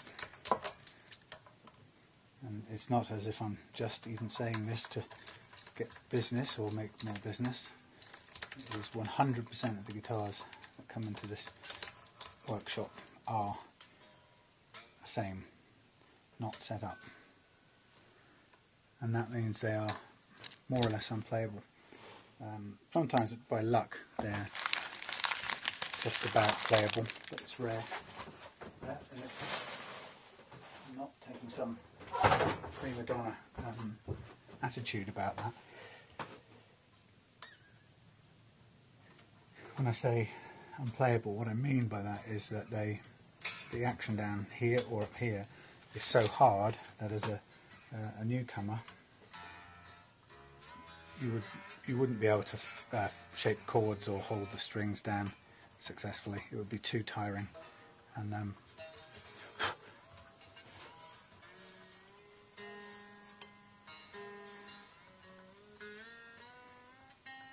to me, that's what I mean by unplayable. So now what I'm going to do just now, while we're here, is I'm going to stretch these strings. Now we've just put them on. That means we'll get them in tune quicker this way. Yeah, so the majority of guitars, the vast majority, and as I say, 100% of the 70 or so I've had in this shed have been unset up, and as a result very difficult to play for various different reasons. The majority of them have a really poor action, which means from straight away that the strings are a mile high off the fingerboard and they hurt the ends of your fingers to try and play. And the other part is that the action down at the nut end, near the headstock, is so high that it's also hard to fret chords and play notes down there. And also, you may not know this if you're a newcomer, but they also, when you get a bit more experience, you find with a guitar like that it's impossible to play open chords and have them sound in tune. And all you know is that just to you it sounds like the guitar's out of tune slightly, and you don't know why, and you don't know how to put it right. You just keep on trying to find ways to live with it, and as I say, just sensing it's out of tune. In fact, it isn't out of tune, but the notes down here, individual notes, are slightly out of tune, and as a result, chords you play sound pretty crap.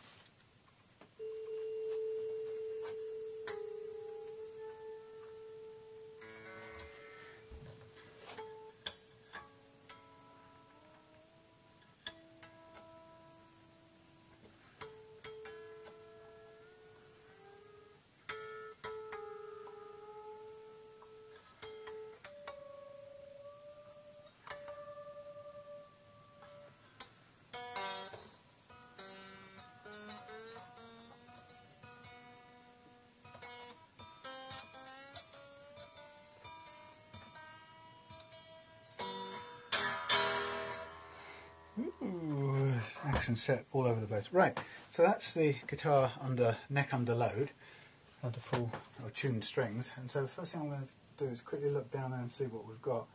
And we've got, the neck is actually, it's not really got much relief in it at all. It's a little bit on that side, but none on this side. So I'm going to put a little bit more relief into the neck. And to do that, I'm going to run the turn the Allen key counterclockwise. I can find if it works. I never can tell how well it's going to work. Can never see. I think it's the wrong size. And the truss rod counteracts the pull of the strings that pull the guitar neck into a curved shape. And without a bright light to shine in here, I cannot really see very well what I'm looking at.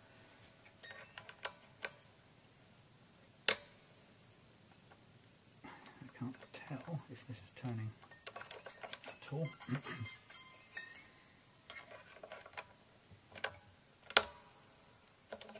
think it is. I need a bright light.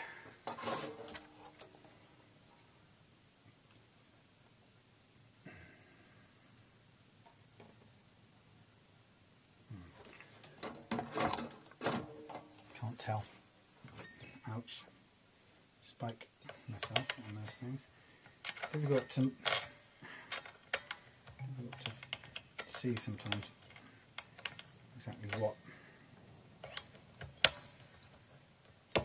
the truss rod, where it is, or whether you're actually connected with it.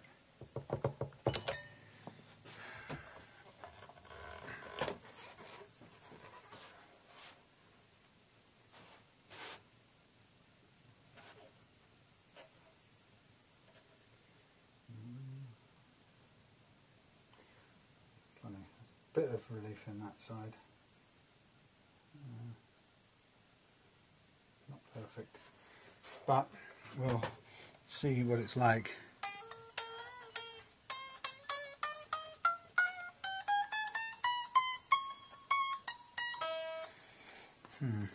So to get more get in there, I'm going to have to slacken off these strings.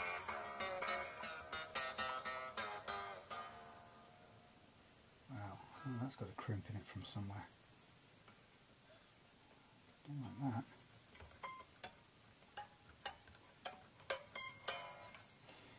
Right, trying to give myself a bit more of a bite on the truss rod. Alright, that's giving it a turn. Need to tighten these strings back up to a level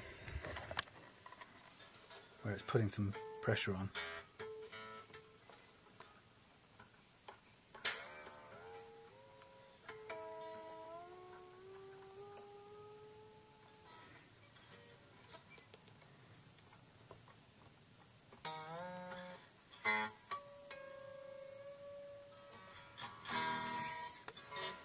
Now, these heights of the action are all over the place, but I will take care of those in a minute. Right, we've got some curvature in the neck now.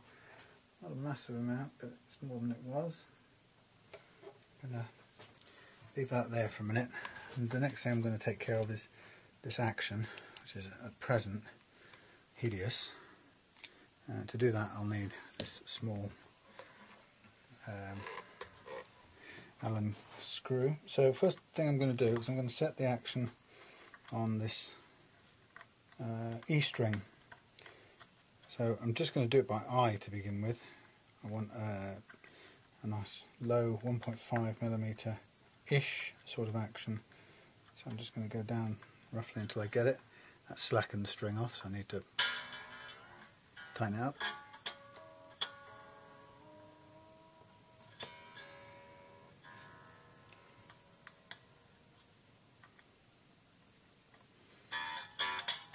Oh, that's way too low.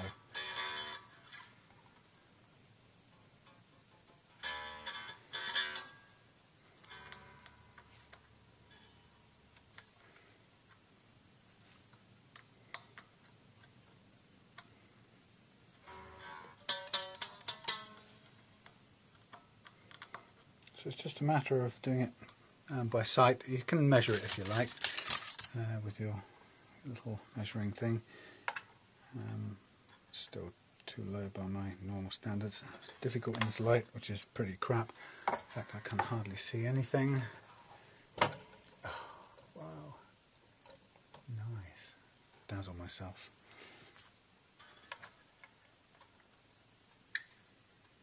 That's 1 millimetre, which is too low. So I'm just going to keep pushing it up a bit.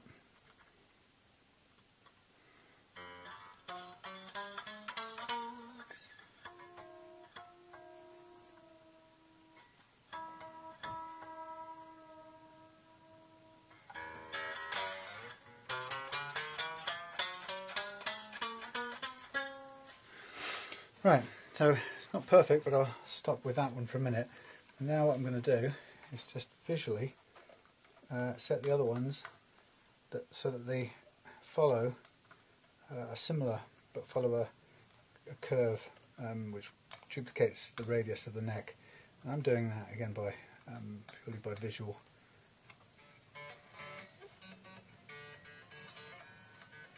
Visual means, I'm guessing, is what I'm saying.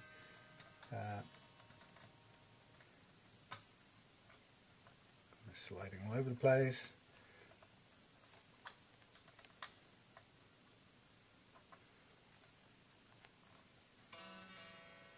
As you raise the bridge saddles, you've got to remember that what they're doing is tightening up the string.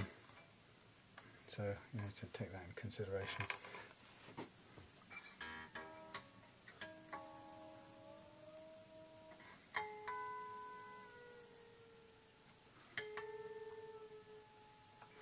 So you don't end up with too much tension, so worth tweaking things as you go a little bit.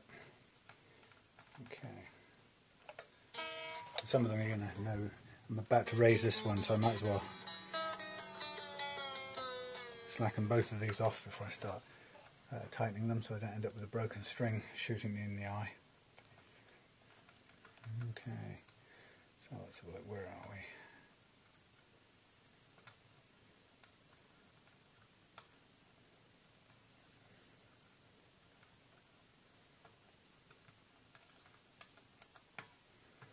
Again, as I said, it's sort of going by eye on this.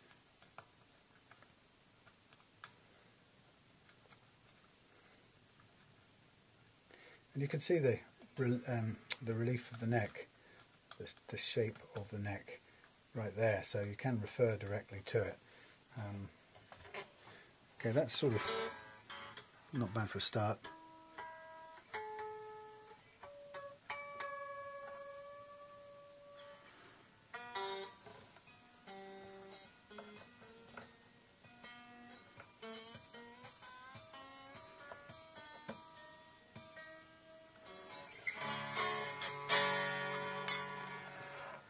Right, so there we have a first setting, and there's a couple of ways you can keep checking out the setting of the action. You can look across the strings and you can see where the strings appear to be clustered close together, and it tells you that they're too high or too low, and you can adjust based on those gaps. You can see this one's too high. Take it down a bit. And in a sense, you really should expect your top and bottom E to be roughly the same kind of height setting, although many people like a little bit of a higher action on their bass, the low E compared to the high one. So I'm going to do that. I'm going to set that with that in mind, and then I'm going to lower the nearby B to match, and then make the G right relative to that, and then that means the D needs to come down a little bit again, and on both sides.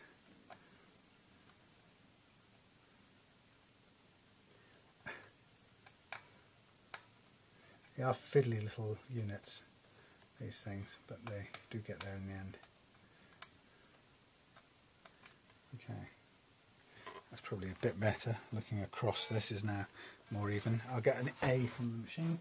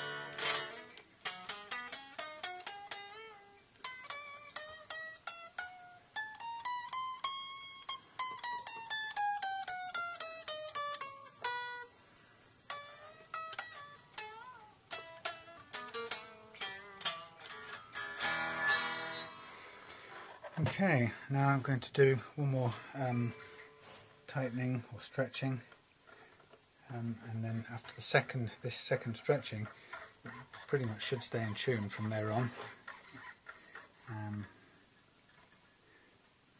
Now that will be the action set at the bridge, and then we need to set the action at the nut, which is the next challenge.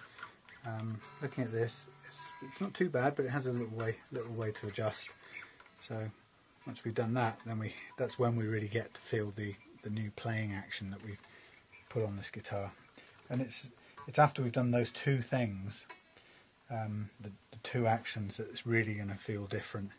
And of course the first action, this action here, we can't do any changes until we've flattened or leveled the frets. So that's why the fret leveling is the first part of that process, which then frees us up to lower that, which then allows us to adjust the nut as a final move.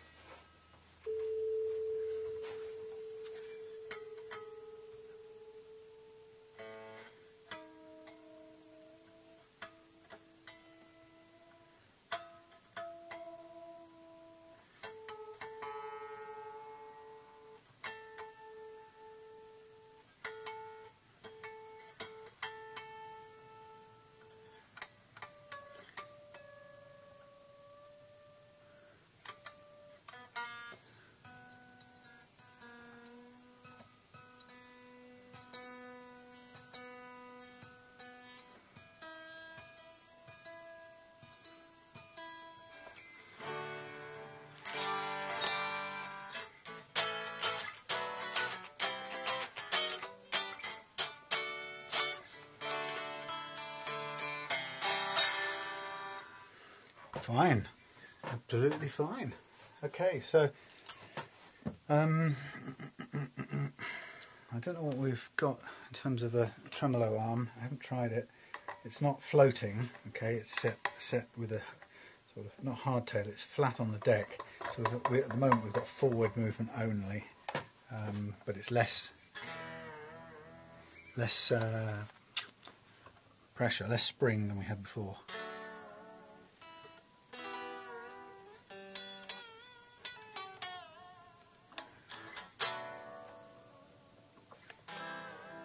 Not really sure I like the angle of this arm. It's not the way I'd want it, too high up.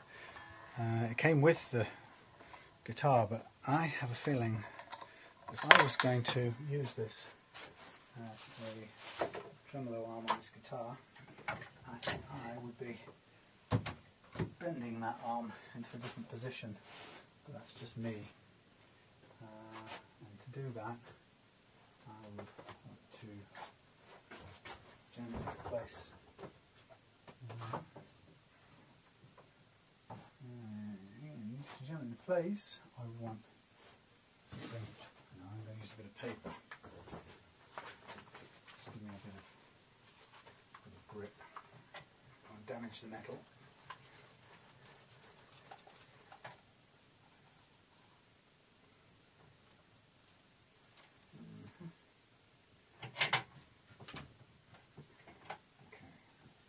Let's just try it out. I'll get too many bends out of that, but that's probably about right. We'll see. Beyond a certain point it's going to start clattering into the switches. But with a bit of lifting, that's better. Oh yeah.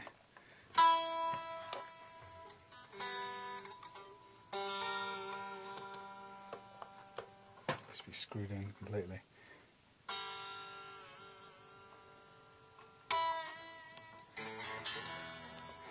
That's probably a bit too far, but the kind of principle is there. I don't like it sticking up a mile. I think it is either the wrong arm altogether, or somebody's put it from another guitar. It's not ideal. Put it up a half an inch from here.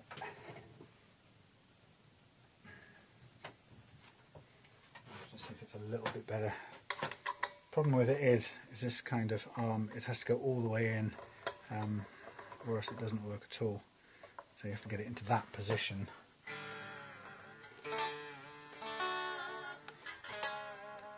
You kind of expect it to move, but that's better.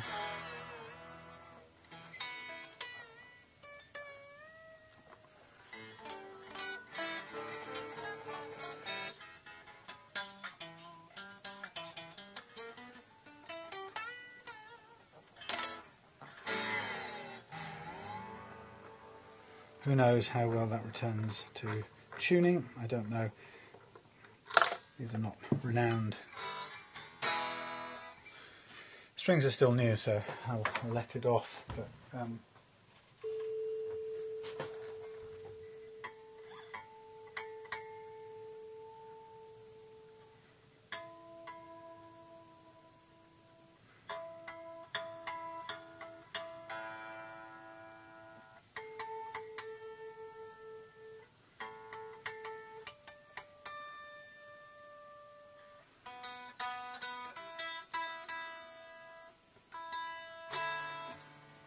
not too bad.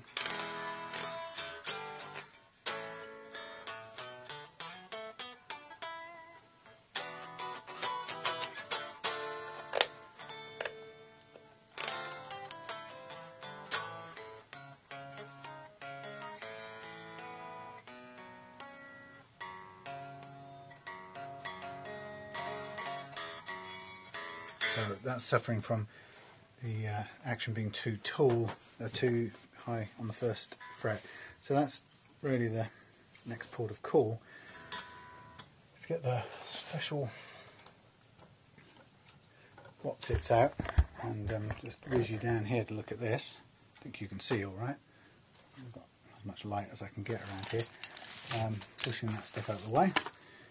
What I'm going to do is I'm going to have a go at, not have a go at all, I'm going to lower the action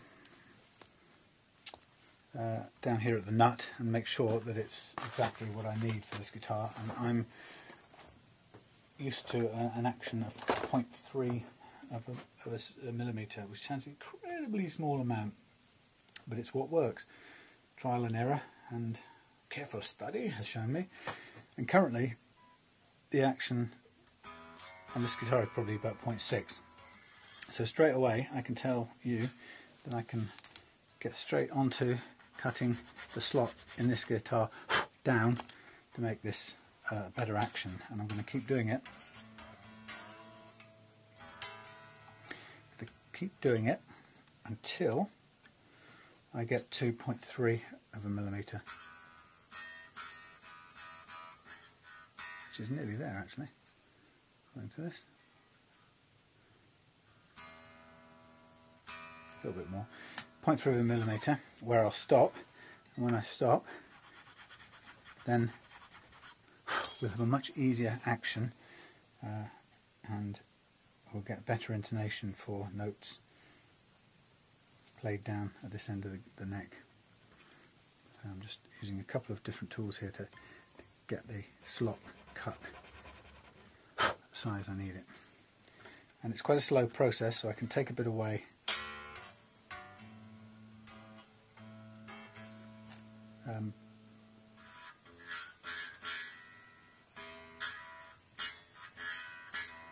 That's about right. I'm going to stop there.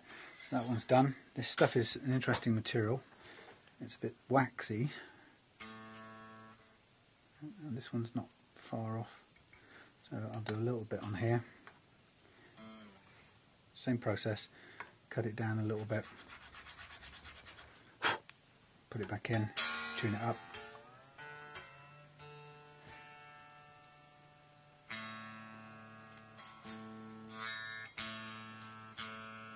So long as the note can still ring out while the what's this thing called? No, that thing is underneath, then it's still got some way to go.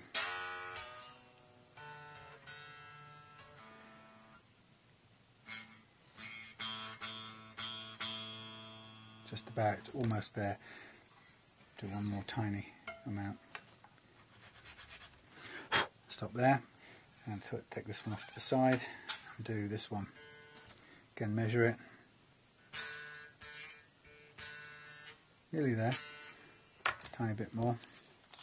So it's not a long drawn out thing. Sometimes the material is very soft and you can just do it pretty quickly like this, in which case you have to be quite careful not to overcut and go too far down, in which case you find yourself looking for a new nut.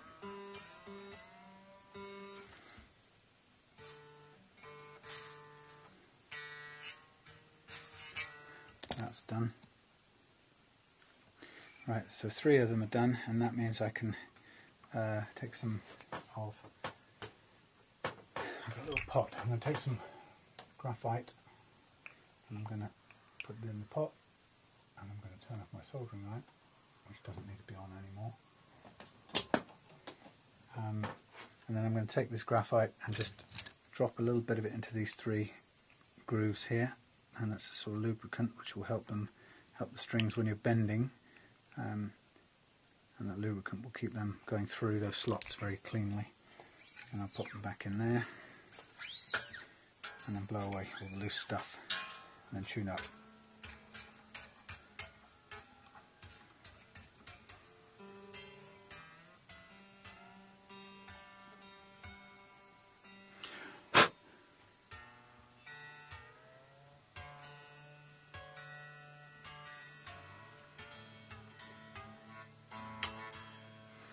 Okay, so there's three of them done. Now I'm going to slacken off this first one, get it off to the side, take off the second one, take that off to the side, and then I'm going to switch files and check this one, and that's got a fair bit of height, so the G's got to come down. I'm just going to slack it off just enough to move it to the side and then get straight into cutting it.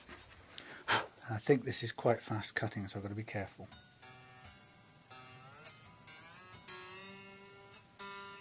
I'm only tuning up just enough to make sure the string's taut,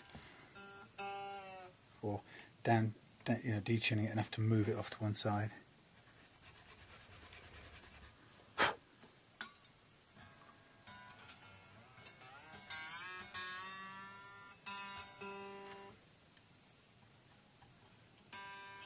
Very close, a little tiny bit more. Then we stop. And what I can actually do right at this point here, since I know that's as far as I'm going to go with that one, I can put in the graphite there, drop this G back into its slot, tune it up,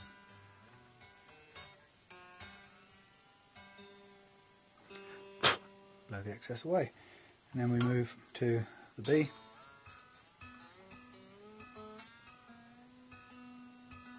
Oh, I've put some goo all over my thing.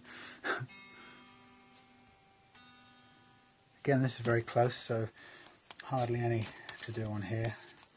Just enough to move it off to one side, a tiny cut, and then that should probably be it. Check the gap. Actually, I've got a bit more to do. I was a bit optimistic there.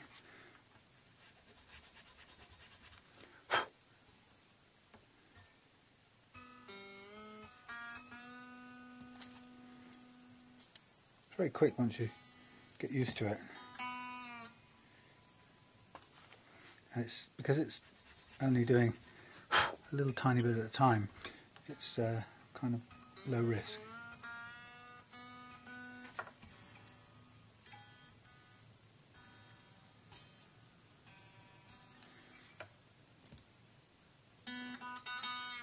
One more. One more.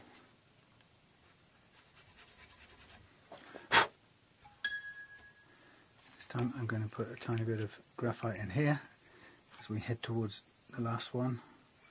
Again, drop the B string in.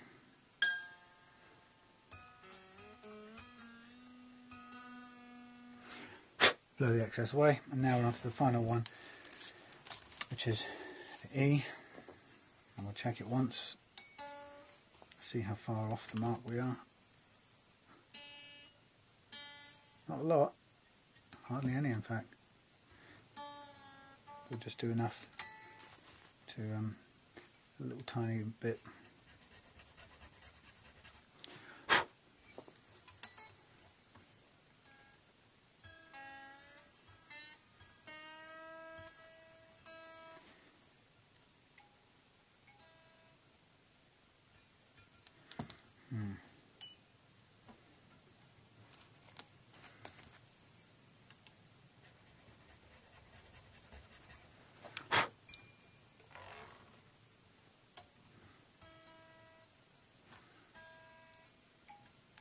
That will do. So we're done. Now what I'm going to quickly do is snip off all the excess bits we've got, because I don't want this stuff sticking out and spiking me. Thank you, or you if you buy this guitar.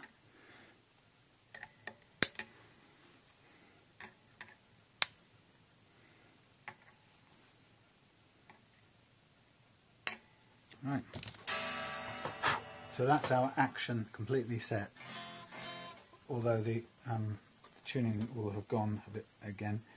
We should now be able to tune it up pretty much once and for all, get it to stay in tune.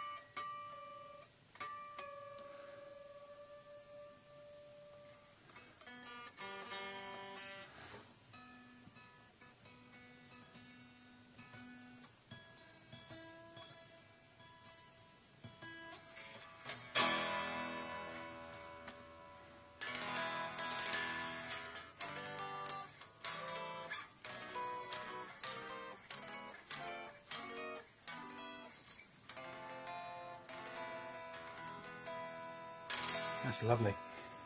Without a doubt, that is tidy.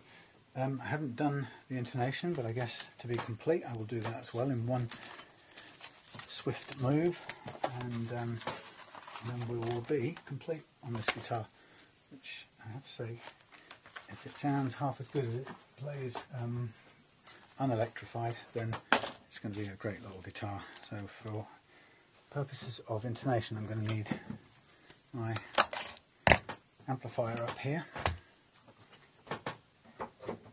and I'm going to lead. I'll turn this round so you can see.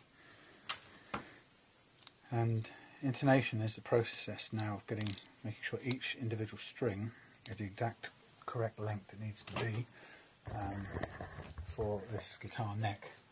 And so for that we're going to need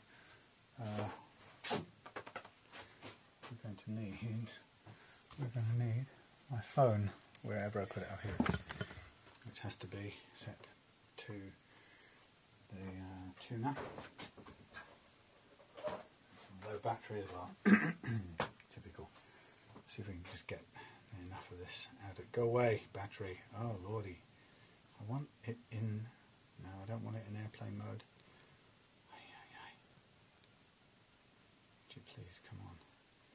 I think I'll just be fighting against impossible here. I think I'm going to have to switch out the power. Hold on. Which means pulling this out, putting that in. Right, that means this is now charging. Charging maybe? Yep. Okay, tuner on. Put it where you can see it. Need a lead, and I'll need a screwdriver, and that screwdriver needs to be able to turn.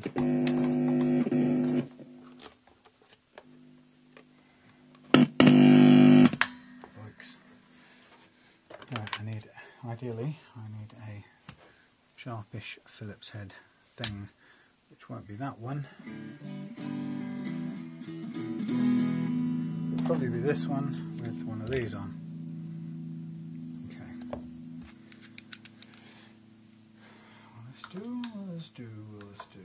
Yeah, it'll do. It's not ideal, but it'll do. Right, so here we go. To get this intonated correctly, what we're looking to do is to make sure that each string is the correct length for this neck. And we can alter the length of these strings by moving these little individual saddles backwards and forwards. So first thing we do is we tune the string we want to intonate by pinging it at the 12th harmonic.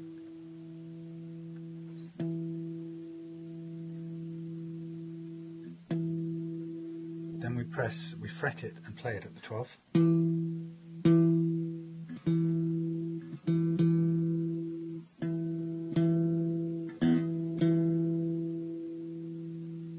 And what we're looking to see is whether the note is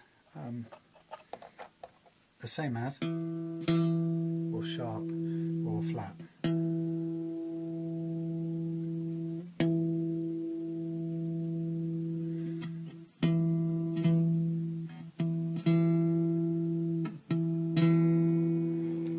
Sharp. That means it's too short, which means we have to turn it clockwise, or try to turn it clockwise, to wind in or wind back the saddle, which means the note will get sharp. So we're going to come back to an E.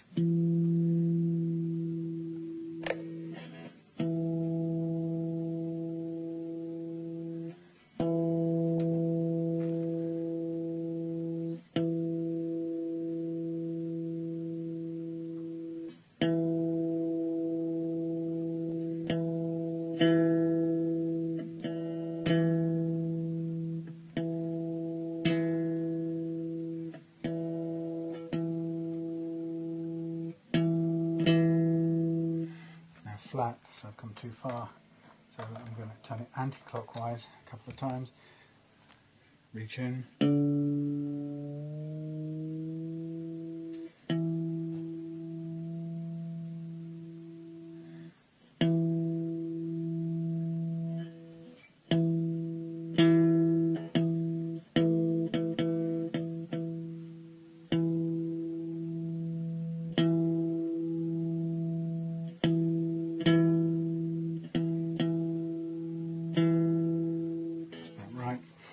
seeing is that the note varies, but it's doing the same thing. So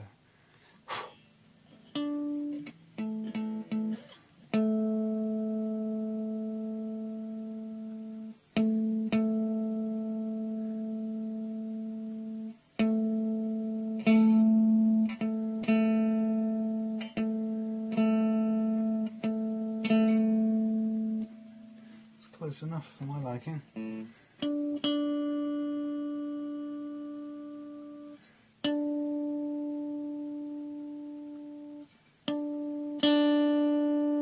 Likewise, I think I've got these set correctly to begin with.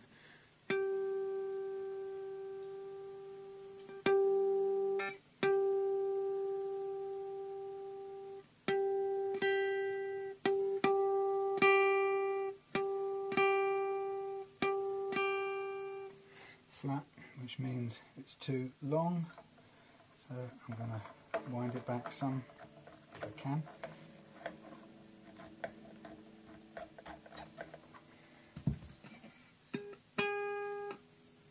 Oh no, sorry, I haven't gone the wrong way, haven't I? Door. That's be easier.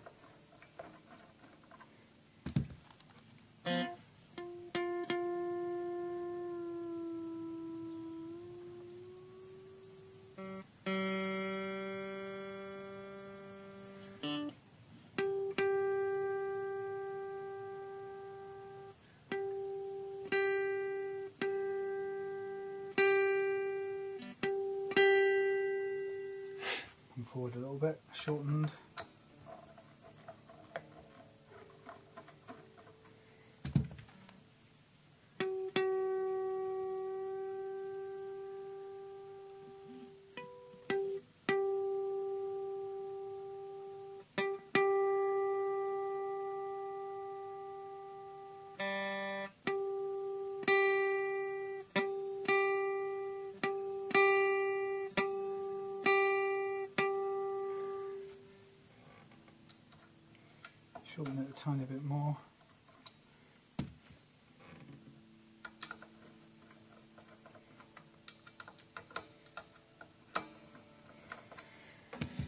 There we go.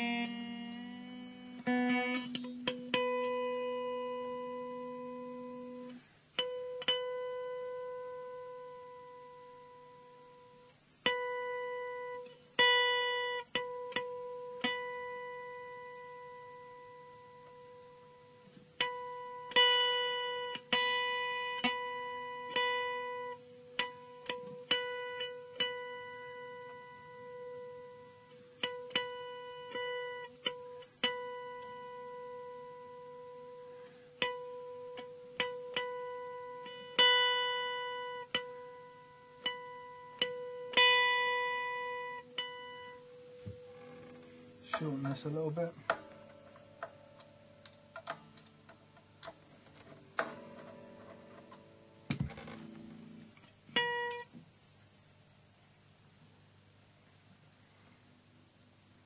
Oh, sorry, you've gone off, have you?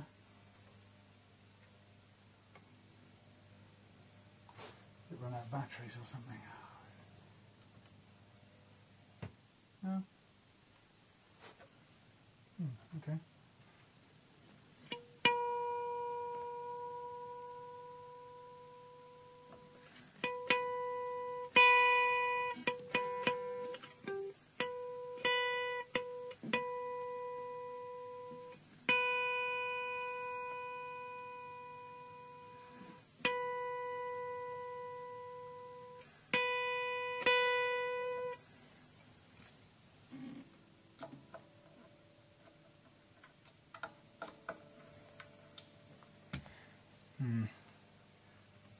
Okay, let's stop this making noise for a minute.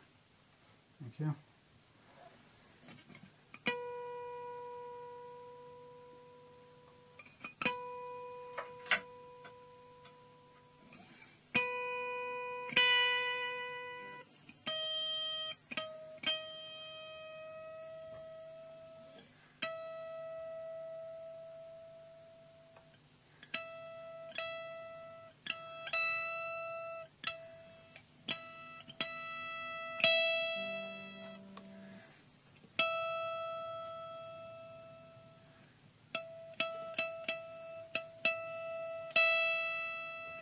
I think that's it.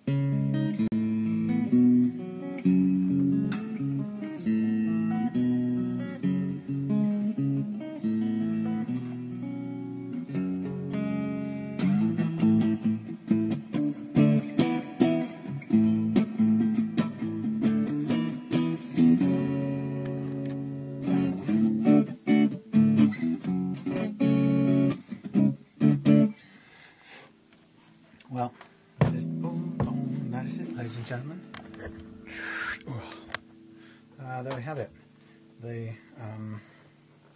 beautiful, fine, if I don't stop bashing it around, it won't be, beautiful and fine Wesley metallic sparkle blue Stratocaster. Absolutely pristine, almost brand new, beautifully shiny. That's going to go in and get hung up. but beautifully, working perfectly, intonated perfectly, action set, lovely, jubbly, about 1.5 millimeters, if that, at the 21st fret, however many this has got, 20, 12, 13, 14, 15, 22nd fret, playing beautifully, everything working, perfect beginner's guitar. And all I'm going to do to make this play perfectly, even better, is to turn it over on its front side. I will, first of all, replace the thingy. To show you this, so we can be complete. Going to replace, scratch the cover at the back, and I'm also going to just do a little polish on these two little spots on the back, which are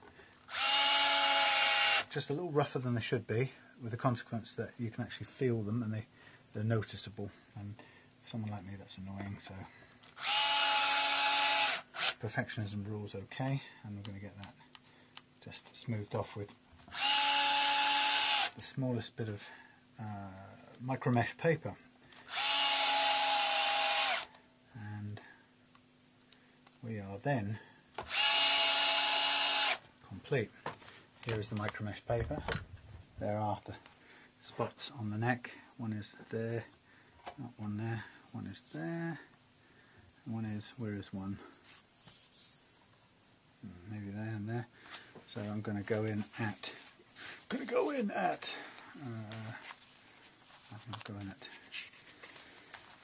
2200.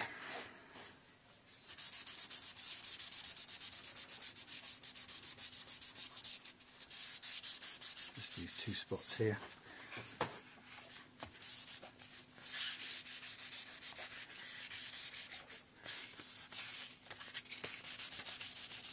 I think one of them is where, in fact, the guitar has been just given a little clunk, so it's got a small dent there. It's puckered up a little bit, so it feels like it's standing up. It might just wear down with a little bit of sandpapering. Or the alternative is we do it with a piece of a little bit of, not that, a little bit of two. There's the low stuff. There we are. A little bit of 800 just to take it down. Because we don't want it sticking up in our hand, on our hands when we play. That's nice. And then there's a little tiny touch there. You can do the same. So just a little bit of treatment just to make sure that this thing is as smooth and as trouble-free to play as possible. Even though we know it's taken a little clunk somewhere, then what we've not got is any sticking up bits. And then after that we can just then rub it over with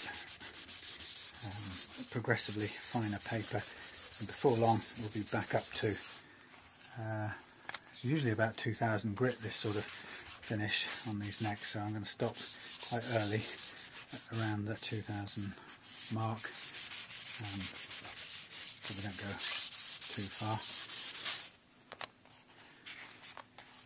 2400.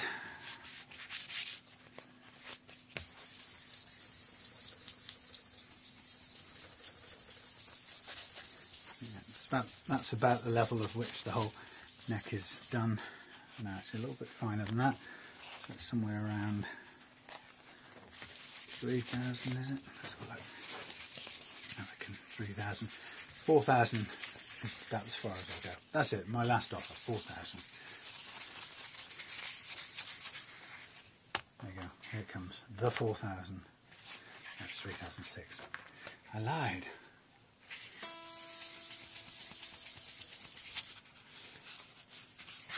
Difficult to hold this stuff,